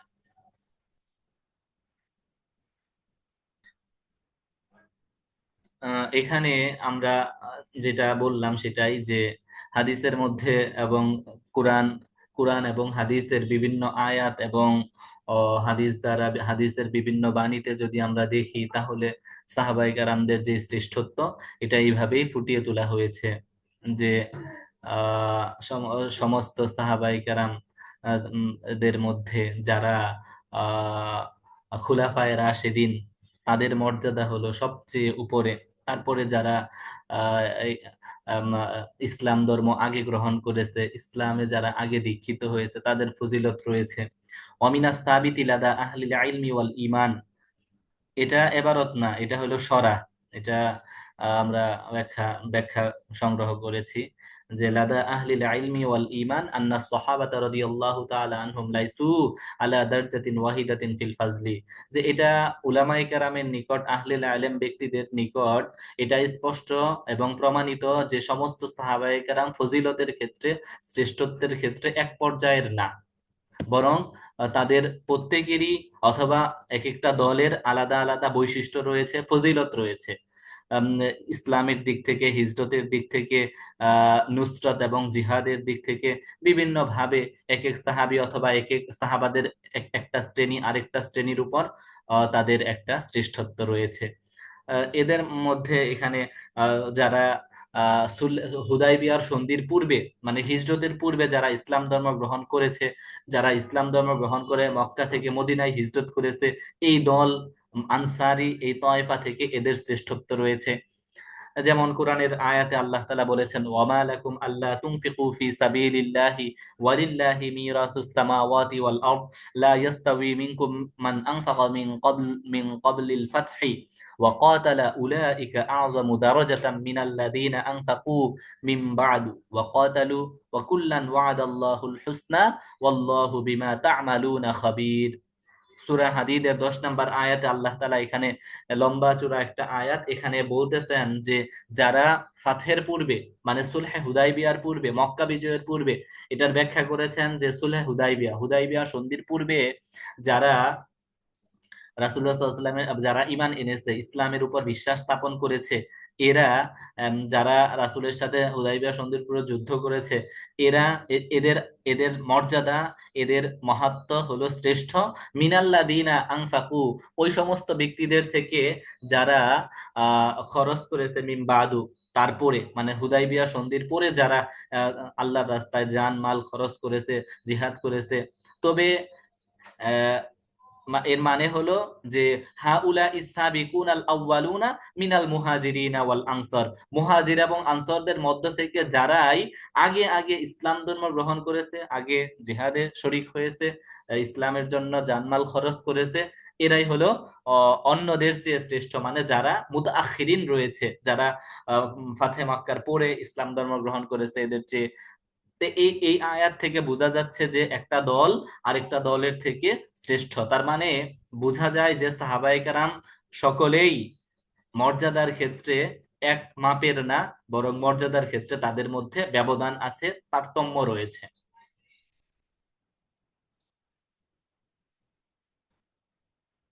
এরকম ভাবে যেটা আমরা কিতাবের মধ্যেই পড়ে আসলাম, ফজলুল খুলাফা ইর রাশিদিন ওয়া তারতিবিহিম ফিহি, যে খুলাফায়ে রাশিদিন দের ফজিলত এবং খুলাফায়ে রাশিদিনদের যে তারতিব, সেই তারতিব অনুযায়ী তাদের মর্যাদা এবং সম্মানটাও নির্ভর করবে। قد أجمع أهل السنة والجماعة على ما تواتر به النقل عن علي رضي الله تعالى عنه وغيره أن خير هذه الأمة بعد نبيها أبو بكر ثم عمر। যে আহলুস সুন্নাত ওয়াল জামায়াতের উলামায়ে কেরাম তারা বলেছেন যে এই আলী রাদিয়াল্লাহু তাআলা আনহু থেকে বর্ণিত আছে যে আন্না খায়রা হাদিহিল উম্মাহ বাদা নাবিয়্যিহা, এই নবী আলাইহিস সালাতু ওয়াস সালামের পর এই উম্মতের মধ্যে সর্বশ্রেষ্ঠ হলো আবু বকর, সুম্মা উমারু, এরপরে হলো হযরত ওমর রাদিয়াল্লাহু তাআলা আনহু, ওয়াখতালাফু ফি উসমান ওয়া আলী। আর কেউ কেউ উসমান এবং আলীর ক্ষেত্রে ইখতিলাফ করেছেন যে উসমান এবং আলী এর মধ্যে কে শ্রেষ্ঠ, আইয়ুহুমা আফদল। ফাকদ্দামা কওমুন উসমান, একটা সম্প্রদায় একটা দল তারা হযরত উসমানকে প্রাধান্য দিয়েছেন, ওয়াসাকাতু ওয়া রাব্বিউ বিআলিয়িন, এবং আলী রাদিয়াল্লাহু তাআলা আনহুর ব্যাপারে তারা চুপ থেকেছেন। ওয়া কদ্দামা কওমুন আলিয়ান, আরেকটা সম্প্রদায় তারা হযরত আলীকে প্রাধান্য দিয়েছেন হযরত উসমানের উপরে। ওয়া কওমুন তাওয়াফাকু, আর আরেকটা সম্প্রদায় আছে তারা দুইজনের কাউকে একজন আরেকজনের উপর শ্রেষ্ঠত্ব বলে সাব্যস্ত করেন নাই। তাহলে এখানে তিনটা মাযহাব হয়ে গেছে। একটা মাযহাব অনুযায়ী হযরত আলী হলো উসমানের চেয়ে শ্রেষ্ঠ, আরেকটা মাযহাব অনুযায়ী হযরত উসমান হযরত আলীর চেয়ে শ্রেষ্ঠ, আরেকটা মাযহাব হলো মুতাওয়াক্কাফ, মানে কোনো একটা সিদ্ধান্ত নাই, তারা সিদ্ধান্তহীনতার মধ্যে ছিলেন। ওয়া আশারা শাইখুল ইসলাম ইবনে তাইমিয়া রাহিমাহুল্লাহ তিনি ওই প্রথম মতটার দিকেই ইঙ্গিত করেছেন। প্রথম মত হলো যে হযরত উসমান রাদিয়াল্লাহু তাআলা আনহু তিনি হযরত আলীর উপর অগ্রগণ্য, ওয়া হুয়া তাকদীম উসমান আলা আলিয়িন ফিল আফজালিয়াতি, যে শাইখুল ইসলাম ইবনে তাইমিয়া তিনি বলেছেন হযরত উসমান রাদিয়াল্লাহু তাআলা আনহু তিনি হযরত আলী রাদিয়াল্লাহু তাআলা আনহুর চেয়েও শ্রেষ্ঠ।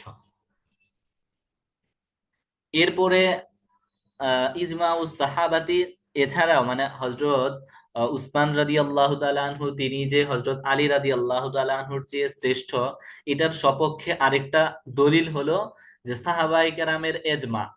সকল সাহাবায়ে কেরাম কার উপর এজমা হয়েছেন, ঐক্যমত পোষণ করেছেন আলা তাকদিমি উসমান ফিল বাইআতি বিল খিলাফা।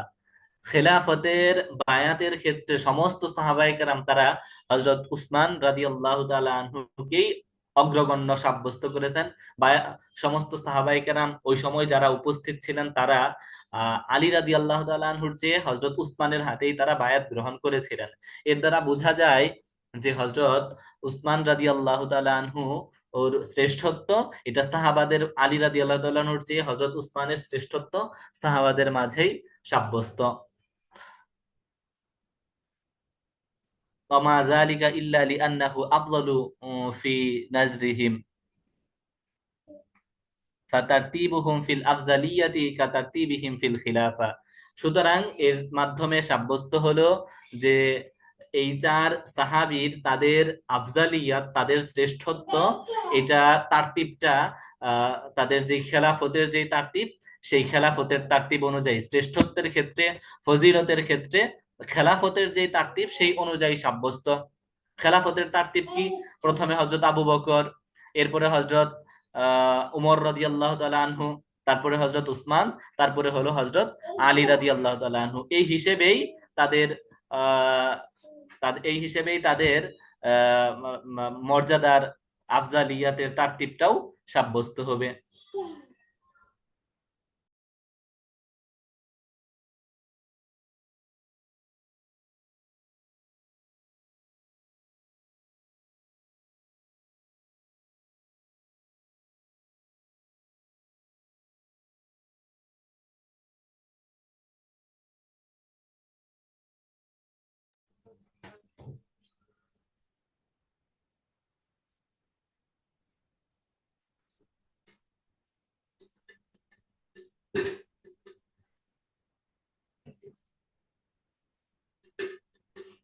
রওয়াল বুখারী রাহিমাহুমুল্লাহ আন ইবনে ওমর রাদিয়াল্লাহু তাআলা আনহু, ইমাম বুখারী রাহিমাহুমুল্লাহ তিনি আব্দুল্লাহ ইবনে ওমর রাদিয়াল্লাহু তাআলা থেকে বলেন, কুন্না নুখাইয়িরু বাইনান নাস ফি জামানিন নবী সাল্লাল্লাহু আলাইহি ওয়াসাল্লাম ফানুখাইয়িরু আবা বকরিন সুম্মা ওমর ইবনুল খাত্তাব সুম্মা উসমান ইবনে আফফান ওয়া ইনদা আবি দাউদ কুন্না নাকুলু ওয়া রাসূলুল্লাহ সাল্লাল্লাহু আলাইহি ওয়াসাল্লাম হাইয়ুন।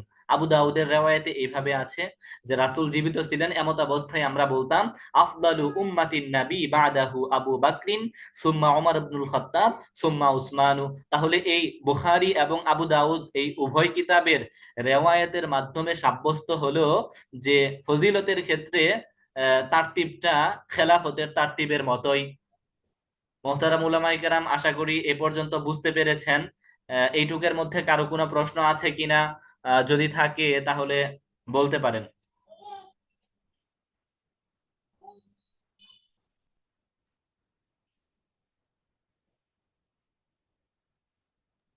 আলহামদুলিল্লাহ মুহতারাম। আশা করি কারো কোনো প্রশ্ন নাই। আমরা তাহলে সামনের স্লাইডে যাই।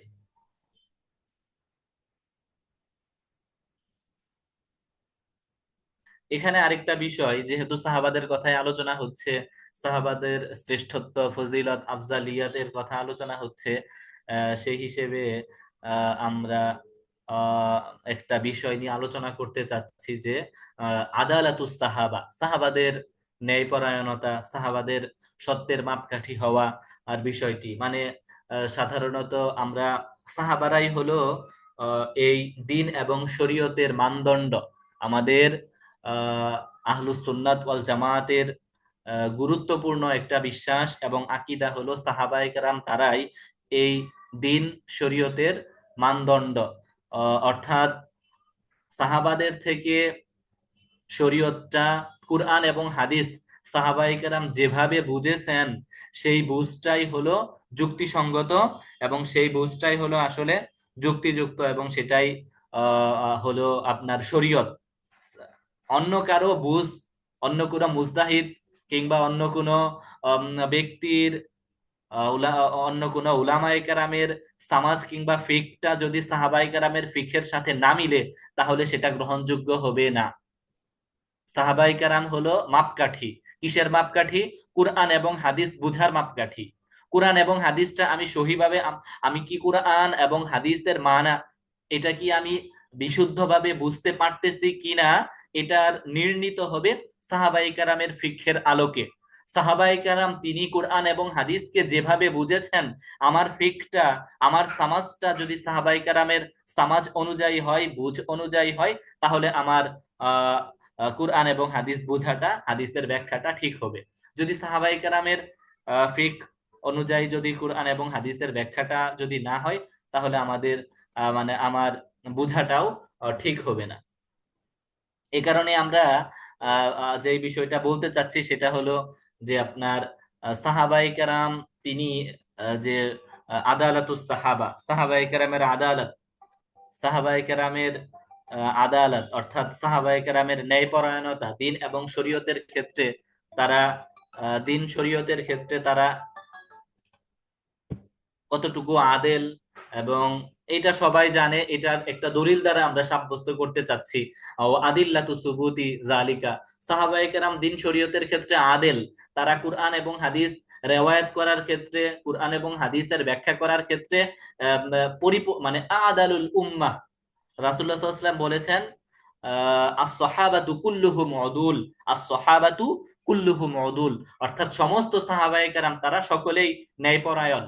দিন এবং শরীয়ত বুঝার ক্ষেত্রে, দিন এবং শরীয়তের ইলমের ক্ষেত্রে তারা যেই বুঝটা বুঝেছেন সেটা আসলে সেটাই সত্য, সেটাই শরীয়ত। এটা কুরআন এবং রাসূলুল্লাহ সাল্লাল্লাহু আলাইহি ওয়াসাল্লাম বলেছেন। কুরআনের বিভিন্ন আয়াত দ্বারা আমরা প্রমাণ করব যে সাহাবায়ে কেরাম আদেল। এটা এই আয়াতের মাধ্যমে সাব্যস্ত হবে। যদিও বর্তমান সময় থেকে শুরু করে অতীতের আরো অতীত যুগেও একটা দল, একটা ফিরকা, তারা সাহাবায়ে কেরামের আদালত এটা তারা স্বীকার করতো না, স্বীকার করতে তারা একটু মানে সংকোচ বোধ করত। সাহাবায়ে কেরামের আদালত তারা স্বীকার করে না। সাহাবায়ে কেরামকে তারা সমালোচনা করে সাহাবায়ে কেরামের ব্যাপারে তাদের আকীদা বিশ্বাস এখনো সহিহ তরিকার উপর নাই, এরকম বর্তমান সমাজেও আছে, অতীতেও ছিল। আমাদের আহলুস সুন্নাত ওয়াল জামায়াতের অনুসারী হিসেবে সাহাবায়ে কেরামের ব্যাপারে আমাদের আকীদা থাকবে যে প্রত্যেকটা সাহাবী আদেল, আদালতের চূড়ান্ত পর্যায়ে তারা অবতীর্ণ। এটাই প্রথমে আমরা যে ভূমিকাতে যে বিষয়টা বলতেছি, ইয়াতাকিদু আহলুস সুন্নাতি ওয়াল জামাআতি, আহলুস সুন্নাত ওয়াল জামায়াতের বিশ্বাস আন্না শারাফাস সুহবাতি লিন নবী সাল্লাল্লাহু আলাইহি ওয়াসাল্লাম ইউজিফু আলা সাহিবিহি ইতলাকা মাফহুমিল আদালাতি আলাইহি, যে আহলুস সুন্নাত ওয়াল জামায়াতের আকীদা এবং বিশ্বাস হলো সাহাবায়ে কেরাম রাসূলুল্লাহ সাল্লাল্লাহু আলাইহি ওয়াসাল্লামের সুহবাতের কারণে তারা তারা ওই আদালতের পর্যায়ে উপনীত হয়েছিলেন। ফাহুম ইয়াকুলুনা বিতাদিলি জামিই আসহাবিন নবী সাল্লাল্লাহু আলাইহি ওয়াসাল্লাম। এই কারণে আহলুস সুন্নাত ওয়াল জামায়াতের উলামায়ে কেরাম তারা বলেন যে রাসূলুল্লাহ সাল্লাল্লাহু আলাইহি ওয়াসাল্লামের সমস্ত সাহাবায়ে কেরাম তারা আদেল, সমস্ত সাহাবায়ে কেরাম তারা ন্যায়পরায়ণ, দুনা ইস্তিসনাই আহাদিম মিনহুম, যে সাহাবায়ে কেরামের মধ্যে থেকে কোনো একজনও আদালতের বাহিরে নাই, প্রত্যেকটা সাহাবী আদালতের মানদণ্ডে উত্তীর্ণ। এই ব্যাপারে যদি আমরা কোরআনের আয়াত তালাশ করতে যাই, একাধিক আয়াত এসেছে। ওয়ারাদাত ফিল কুরআনিল কারীম ইদ্দাতু আয়াতিন তাযকুরু সিফাতিন কারীমাতিন লিস-সাহাবাতি রাদিয়াল্লাহু তাআলা আনহুম, যে কুরআনুল কারীমের মধ্যে সাহাবায়ে কেরামের গুণাবলীর কথা উল্লেখ করা হয়েছে। এরকম বেশ কয়েকটা আয়াত উল্লেখ করা হয়েছে। তার মধ্যে থেকে আমরা দুই একটা আয়াত নিয়ে এসেছি। যে আল্লাহ তাআলা সূরা বাকারার 218 নম্বর আয়াতের মধ্যে এসেছে, ইন্নাল্লাযীনা আমানু ওয়াল্লাযীনা হাজারু ওয়া জাহাদু ফি সাবিলিল্লাহ উলাইকা ইয়ারজুনা রাহমাতাল্লাহি ওয়াল্লাহু গফুরুর রহিম। এই আয়াতটা মুহাদ্দিসিনে কেরাম তারা উল্লেখ করেছেন। যেমন নিচে প্রখ্যাত তাবি কতাদা তিনি বলেছেন যে আসনাল্লাহু আলা আসহাবি নাবিয়্যিহি মুহাম্মাদিন সাল্লাল্লাহু আলাইহি ওয়াসাল্লাম। এই আয়াতের ব্যাখ্যায় ইমাম কতাদা প্রখ্যাত তাবি মুফাসসির তিনি বলেছেন যে আল্লাহ তাআলা তিনি রাসূলুল্লাহ সাল্লাল্লাহু আলাইহি ওয়াসাল্লামের সাহাবীদের প্রশংসা করেছেন, এই আয়াতের মাধ্যমে অত্যন্ত চমৎকার ভাবে প্রশংসা করেছেন। ফাকালা ইন্নাল্লাযীনা আমানু, এই কারণে আল্লাহ তাআলা যে আল্লাহ তাআলা বলেছেন, ইন্নাল্লাযীনা আমানু ওয়াল্লাযীনা হাজারু ওয়া জাহাদু ফি সাবিলিল্লাহি উলাইকা ইয়ারজুনা রাহমাতাল্লাহি ওয়াল্লাহু গফুরুর রহিম। যে আল্লাহ তাআলা যারা আল্লাহ তাআলার জন্য হিজরত করেছে, আল্লাহর রাস্তায় জিহাদ করেছে, তারাই আল্লাহ তাআলার রহমতের আশাবাদী, রহমত প্রাপ্ত। এছাড়াও আমরা জানি রাদিয়াল্লাহু আনহুম ওয়া রাদু আন, যে প্রসিদ্ধ কোরআনের আয়াত, আল্লাহ তাআলা তাদের উপর সন্তুষ্ট এবং তারাও সন্তুষ্ট। এছাড়া সূরা বাকারার আরেকটা আয়াত আছে, ইয়া আইয়ুহাল্লাযীনা আমানু কামা আমানান নাস, যে এখানে আল্লাহ তাআলা বলেছেন, হে মানুষ তোমরা ঈমান আনো যেভাবে এরা ঈমান এনেছে। মানুষ অর্থাৎ ওই সময় ঈমান এনেছিল যারা সাহাবায়ে কেরাম, তাদেরকে সম্বোধন করে বলা হয়েছিল যে তোমরা তাদের ঈমানের মতো তোমরা ঈমান আনো। তাহলে ঈমানের ক্ষেত্রে সাহাবায়ে কেরামকেই আল্লাহ তাআলা উদাহরণ স্বরূপ, মানদণ্ড স্বরূপ উল্লেখ করেছেন।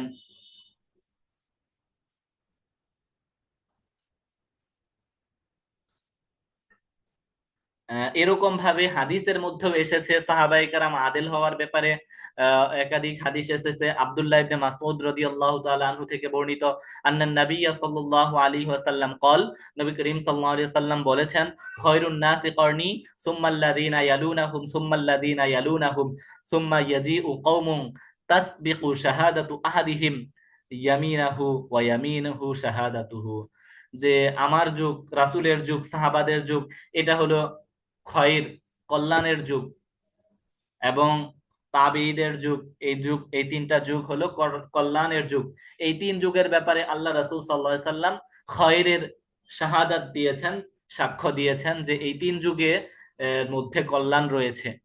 এরকম ভাবে আন আবি সাঈদিন আল খুদরি রাদিয়াল্লাহু তাআলা আনহু قال قال النبي صلى الله عليه وسلم, নবী করিম সাল্লাল্লাহু আলাইহি ওয়াসাল্লাম বলেছেন, লা তাসুব্বু আসহাবি, আমার সাহাবাদেরকে তোমরা গালমন্দ করো না। ফালাউ আন্না আহাদাকুম আনফাকা মিসলা উহুদিন যাহাবান, যদি তোমাদের কেউ উহুদ পাহাড় পরিমাণ স্বর্ণ দান করে, মা বালাগা মুদ্দাতা আহাদিহিম, তারা উহুদ পাহাড় পরিমাণ স্বর্ণও যদি আল্লাহর রাস্তায় দান করে, তবুও সে সাহাবায়ে কেরামের এক মুদ, এক জাররা অথবা আরো কম সাহাবায়ে কেরামের আমলের সমতুল্য হবে না। তার মানে বোঝা যাচ্ছে এখানে স্পষ্ট বলা হয়েছে সাহাবায়ে কেরামের আমল এবং উম্মতের অন্য সকল লোকদের আমল এক পর্যায়ে না।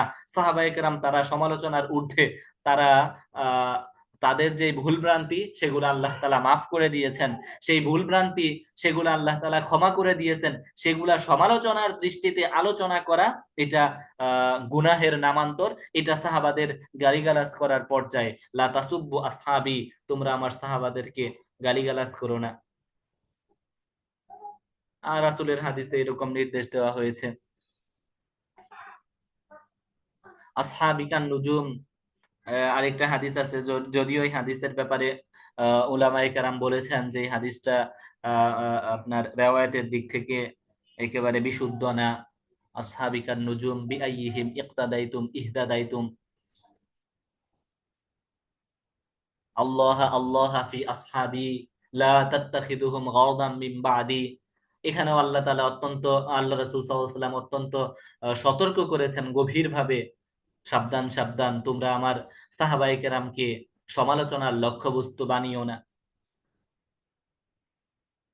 ওয়াহাকা আদাদুম মিন, আরেকটা দলিল হলো আদাদুম মিন আহলিল ইলমি ইজমাউ আহলিস সুন্নাহ ওয়াল জামাআতি আলা আন্না জামিআস সাহাবাতি রাদিয়াল্লাহু তাআলা আনহুম, যে সাহাবায়ে কেরাম এবং আহলুস সুন্নাত ওয়াল জামাআতের উলামায়ে কেরাম ইজমা নকল করেছেন যে সাহাবায়ে কেরাম তারা হলো আদেল, ন্যায়পরায়ণ।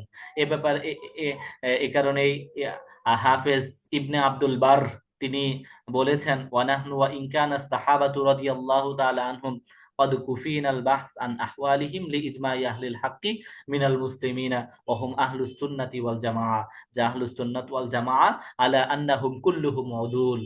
এই ইমাম ইবনে আব্দুল বার, হাফেজ আল্লামা ইবনে আব্দুল বার, তিনিও বলেছেন যে সাহাবা আহলুস সুন্নাত ওয়াল জামাআতের উলামায়ে কেরাম সকলেই এই কথা স্বীকার করেন যে সাহাবায়ে কেরাম সকলেই কুল্লুহুম উদুলুন। ফাওয়াজিবুল ওকুফি আলা আসমাইহিম, এই কারণেই সাহাবায়ে কেরামের নামের উপর সকলেই সতর্ক থাকতে হবে। ওয়াল বাহতু আন সিয়ারিহিম ওয়া আহওয়ালিহিম, তাদের সিরাত সুরত এগুলা সমালোচনার নজরে তালাশ করা যাবে না। লিয়ুহতাদা বি হুদাহুম, বরং তাদের হেদায়েতের অনুসরণ এটা উম্মতের জন্য আবশ্যক করণীয়। তাহলে কোরআনের আয়াত এবং হাদিস এবং তাবিঈদের কওল, উলামায়ে কেরামের বক্তব্যের মাধ্যমে আমরা প্রমাণ করার চেষ্টা করলাম সাহাবায়ে কেরাম আদিল, প্রত্যেকটা সাহাবায়ে কেরাম তারা আদালতের মানদণ্ডে উত্তীর্ণ। আশা করি বুঝতে পেরেছেন এতটুকু। কারো কোনো প্রশ্ন থাকলে বলতে পারেন, আর না হলে আমরা যেহেতু সময়ের শেষের দিকে চলে আসছি, আমরাও ক্লাসের শেষ পর্যায়ে দিকে চলে যাব। জি হযরত, জাযাকাল্লাহ, সুন্দর।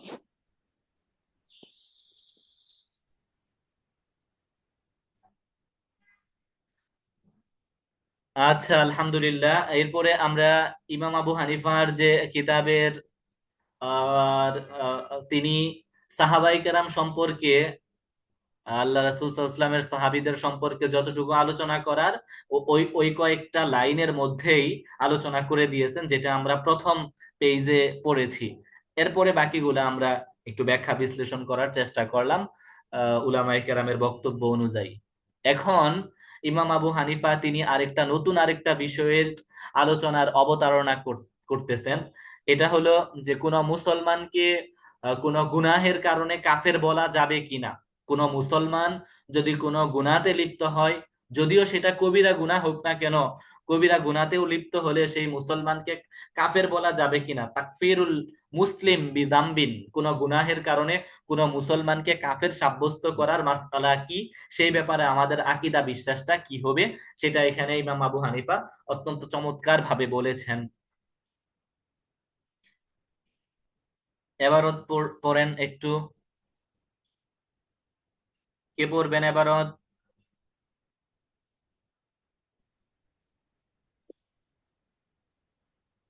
বিসমিল্লাহির রহমানির রহিম।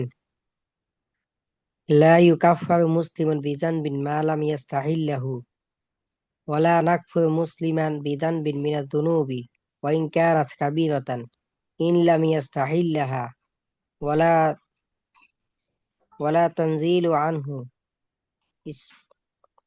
আনহু ইসমুল ইসমুল ইমানি ওয়ালা ইসমুল তানজিলানা ইমানি ওয়ালা নুজিলু আনহু ইসমাল ওয়া ইমানি লা নুজিলু ওয়া আনহু ইসমাল নুসাম্মিহি ইমানি মুমিনান। ওয়া নুসাম্মিহি মুমিনান হাকীকাতান ওয়া ইয়াজুজু আন ইয়াকুনা মুমিনান ফাসিকান গায়রা কাফিরিন। আচ্ছা, জাযাকাল্লাহ, মাশাআল্লাহ, সুন্দরভাবে পড়েছেন। সবারই আবারত পড়ার প্রতি যত্নবান হওয়া দরকার। ওলামায়ে কেরাম আমরা তো সবাই আবারত পড়তে পারি, তারপরেও মানে এটা মুযাকারার জন্য বলতেছি, আমাদের মনোযোগটা ধরে রাখার জন্য বলা হচ্ছে।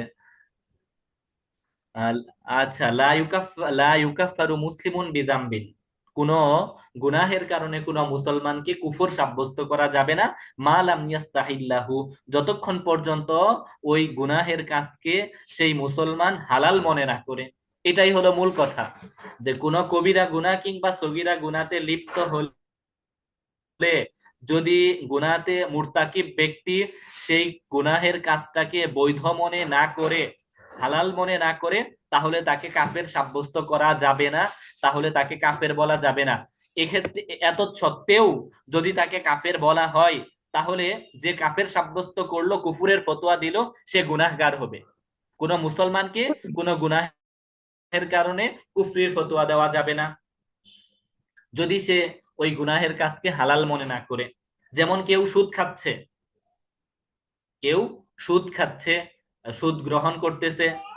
এখন আপনি সে এমন ভাবে সুদ গ্রহণ করতেছে যে সুদটাকে সে হালালি মনে করে, মানে এমন ভাবে হিলা করতেছে যে হিলার ভিত্তিতে সুদটা সুদই থেকে যাচ্ছে, কিন্তু আসলে সে মনে করতেছে এটা আমি হালাল ভাবে ভক্ষণ করতেছি, তাহলেও এটা তার ওই যে হালাল মনে করা হবে।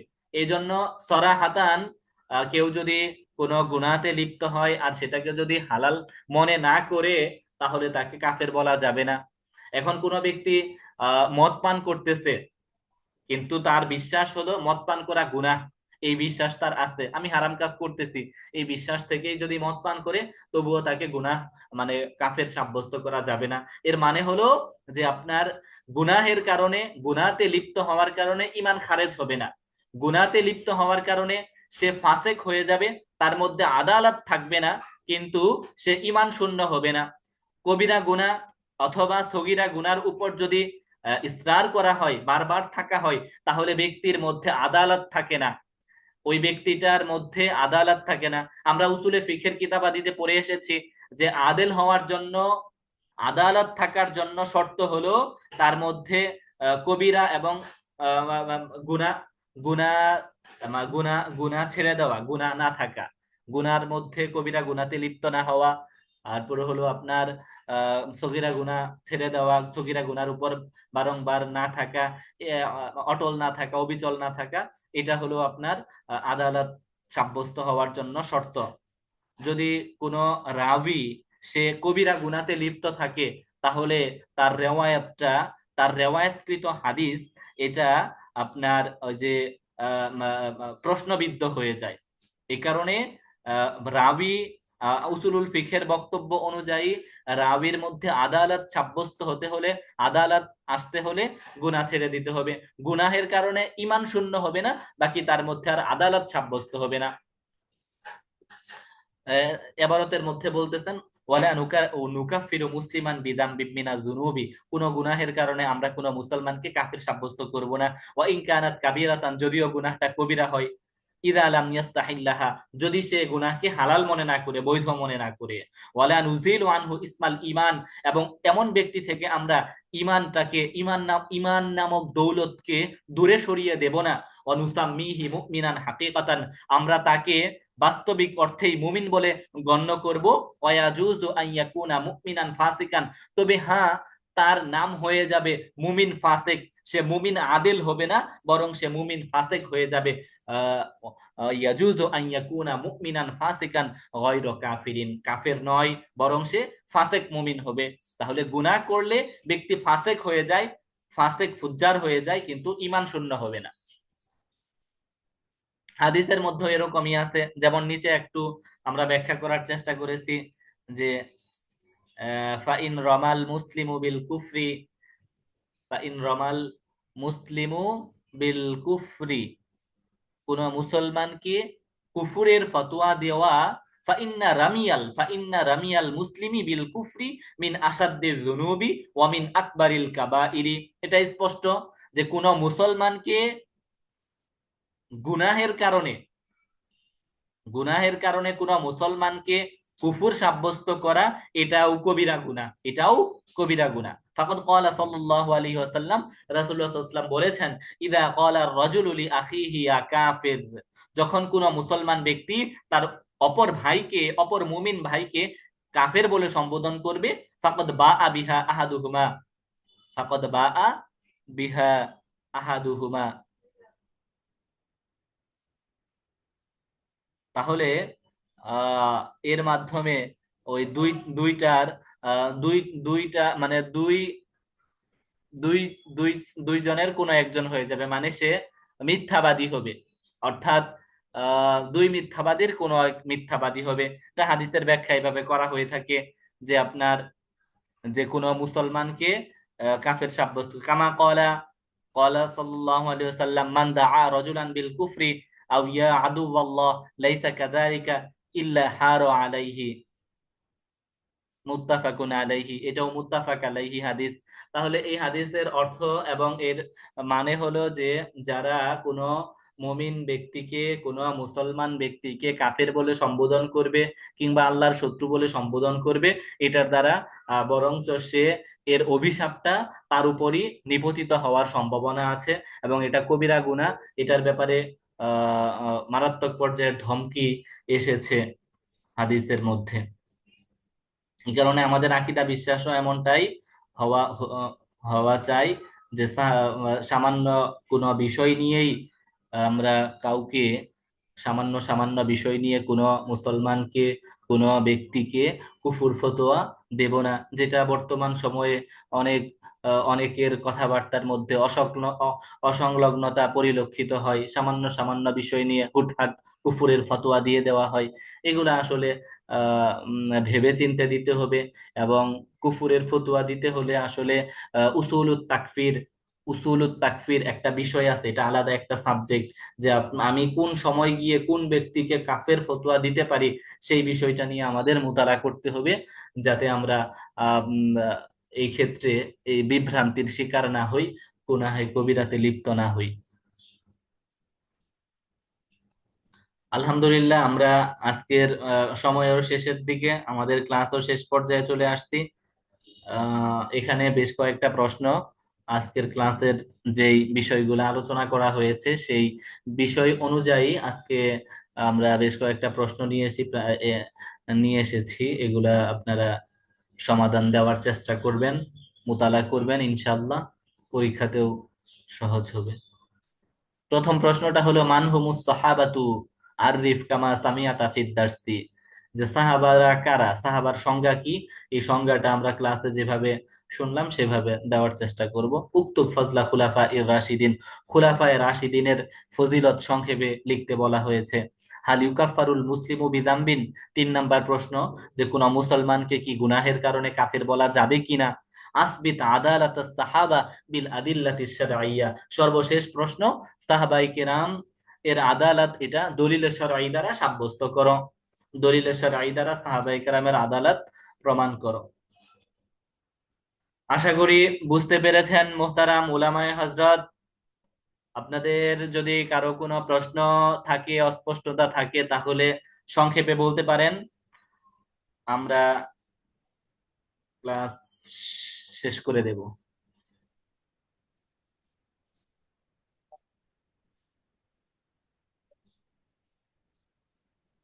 সম্ভবত কারো কোনো প্রশ্ন নাই, আশা করি সবাই বুঝতে পেরেছেন।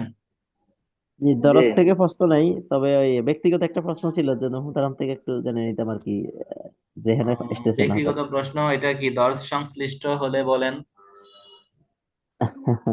না, একটা মাসআলা আর কি, এই যে আগে মসজিদ নির্মাণের ক্ষেত্রে অমুসলিমদের টাকা মসজিদে দেওয়ার বিধান আছে কিনা, বা এটা মসজিদ নির্মাণের ক্ষেত্রে অমুসলিমদের টাকা নেওয়া, জি একটা সুন্দর প্রশ্ন। মসজিদ নির্মাণের ক্ষেত্রে আসলে অমুসলিম, যে নির্মাণের ক্ষেত্রে অমুসলিমদের টাকা, এটা যদি তারা স্বেচ্ছায় দেয়, তাহলে মাসালাগত দিক থেকে স্বেচ্ছায় কোনো ধরনের জোর জবরদস্তিমূলক ভাবে নয়, এবং তাদের কোনো অসৎ উদ্দেশ্য এখানে বাস্তবায়ন আহ, করবে না, এরকম কোনো নিশ্চয়তা যদি থাকে, তাহলে সেক্ষেত্রে নেওয়ার অবকাশ আছে। আর এক্ষেত্রে যতদূর সম্ভব যদি না নিয়ে নিজেরাই মসজিদ নির্মাণ করা যায়, তাহলে সেক্ষেত্রে বিরত থাকা যাবে। তবে ফতোয়ার আলোকে এটা নাজায়েজ না, এটা অবৈধ না। বুঝতে পেরেছেন? জি আলহামদুলিল্লাহ। জি মোহতারাম, এই রোজা রেখে ইনহেলার নেওয়া যায়? ইনহেলার রোজা রেখে ইনহেলাল নিলে, ইনহেলাল তো এটা মুখে গ্রহণ করা হয়, রোজা রেখে যদি ইনহেলাল গ্রহণ নেওয়া হয়, তাহলে আপনার রোজা ভেঙে যাবে। কারণ আমরা জবিদাতুল মুফাত্তিরাত, রোজা ভঙ্গের যে সমস্ত মূলনীতি আছে তার মধ্যে একটা বড় মূলনীতি, এটা স্মরণ রাখার চেষ্টা করবেন, যে বাহিরের কোনো জিনিস যদি শরীরের গ্রহণযোগ্য রাস্তা দিয়ে ভিতরে প্রবেশ করে, তাহলে রোজা ভেঙে যাবে। বাহিরের কোনো জিনিস গ্রহণযোগ্য প্রবেশপথ দিয়ে যদি ভিতরে প্রবেশ করে, তাহলে রোজা ভেঙে যাবে। আর গ্রহণযোগ্য প্রবেশপথ হলো মুখ, নাক এবং মলদ্বার। আর ইনহেলাল এটা যেহেতু নাক দিয়ে নেওয়া হয়, আবার অনেক সময় মুখেও নেওয়া হয়, আর এটা ভিতরে গিয়ে ওই যে জায়গাটা সংকীর্ণ হয়ে যায়, ওই মানে শ্বাস প্রশ্বাসের যে জায়গা সংকীর্ণ হয়ে যায়, সেখানে গিয়ে এটা ওই প্রশস্ততা করে দেয়, একটা জায়গা দখল করে। ওই হিসেবে ইনহেলাল নেওয়ার কারণে রোজা ভেঙে যাবে। আশা করি বুঝতে পারছেন। জি আলহামদুলিল্লাহ। জি হজরত মোহতারাম, এই কয়েল জ্বালানোর হুকুম কি, রোজা থাকা অবস্থায় কয়েল বা স্মোকিং করা? রোজা অবস্থায় আসলে কয়েল তো জ্বালাইতে পারবেন এটা, তবে ইচ্ছাকৃত তার ধোঁয়া যদি নাক দিয়ে গ্রহণ করে তাহলে মাকরুহ হবে। নাকে মুখে যদি ইচ্ছাকৃত কয়েলের ধোঁয়া, আগরবাতির ধোঁয়া এগুলা যদি নেওয়া হয় তাহলে মাকরুহ হবে আর কি, মানে গ্রানটা আর কি। টাইগার গুলি জ্ঞান কি নেওয়া যাবে না? উম, আর স্মোকিং বললেন যেটা, স্মোকিং এর মানে হলো ধূমপান করা। রোজা অবস্থায় ধূমপান করা যাবে না, ধূমপান করলে রোজা ভেঙে যাবে।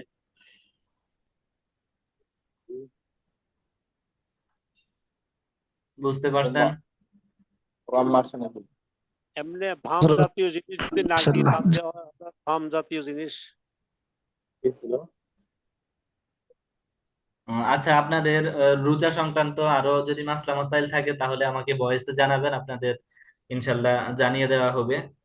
প্রয়োজনে আরেকটা ইসের মাধ্যমে এগুলা জানিয়ে দেওয়া হবে আপনাদেরকে ইনশাল্লাহ। তো পিডিএফটা পাইছিলাম না। জি, পিডিএফটা দিয়ে দেওয়া হবে। ঠিক আছে, তাহলে আমরা আজকের ক্লাস শেষ করে দিতে পারি। জি হযরত, জি, জাযাকাল্লাহ খাইর। জি সবাইকে মোহতারাম। ধন্যবাদ। জাযাকুমুল্লাহু তাআলা আহসানাল জাযা। আসসালামু আলাইকুম ওয়া রাহমাতুল্লাহ।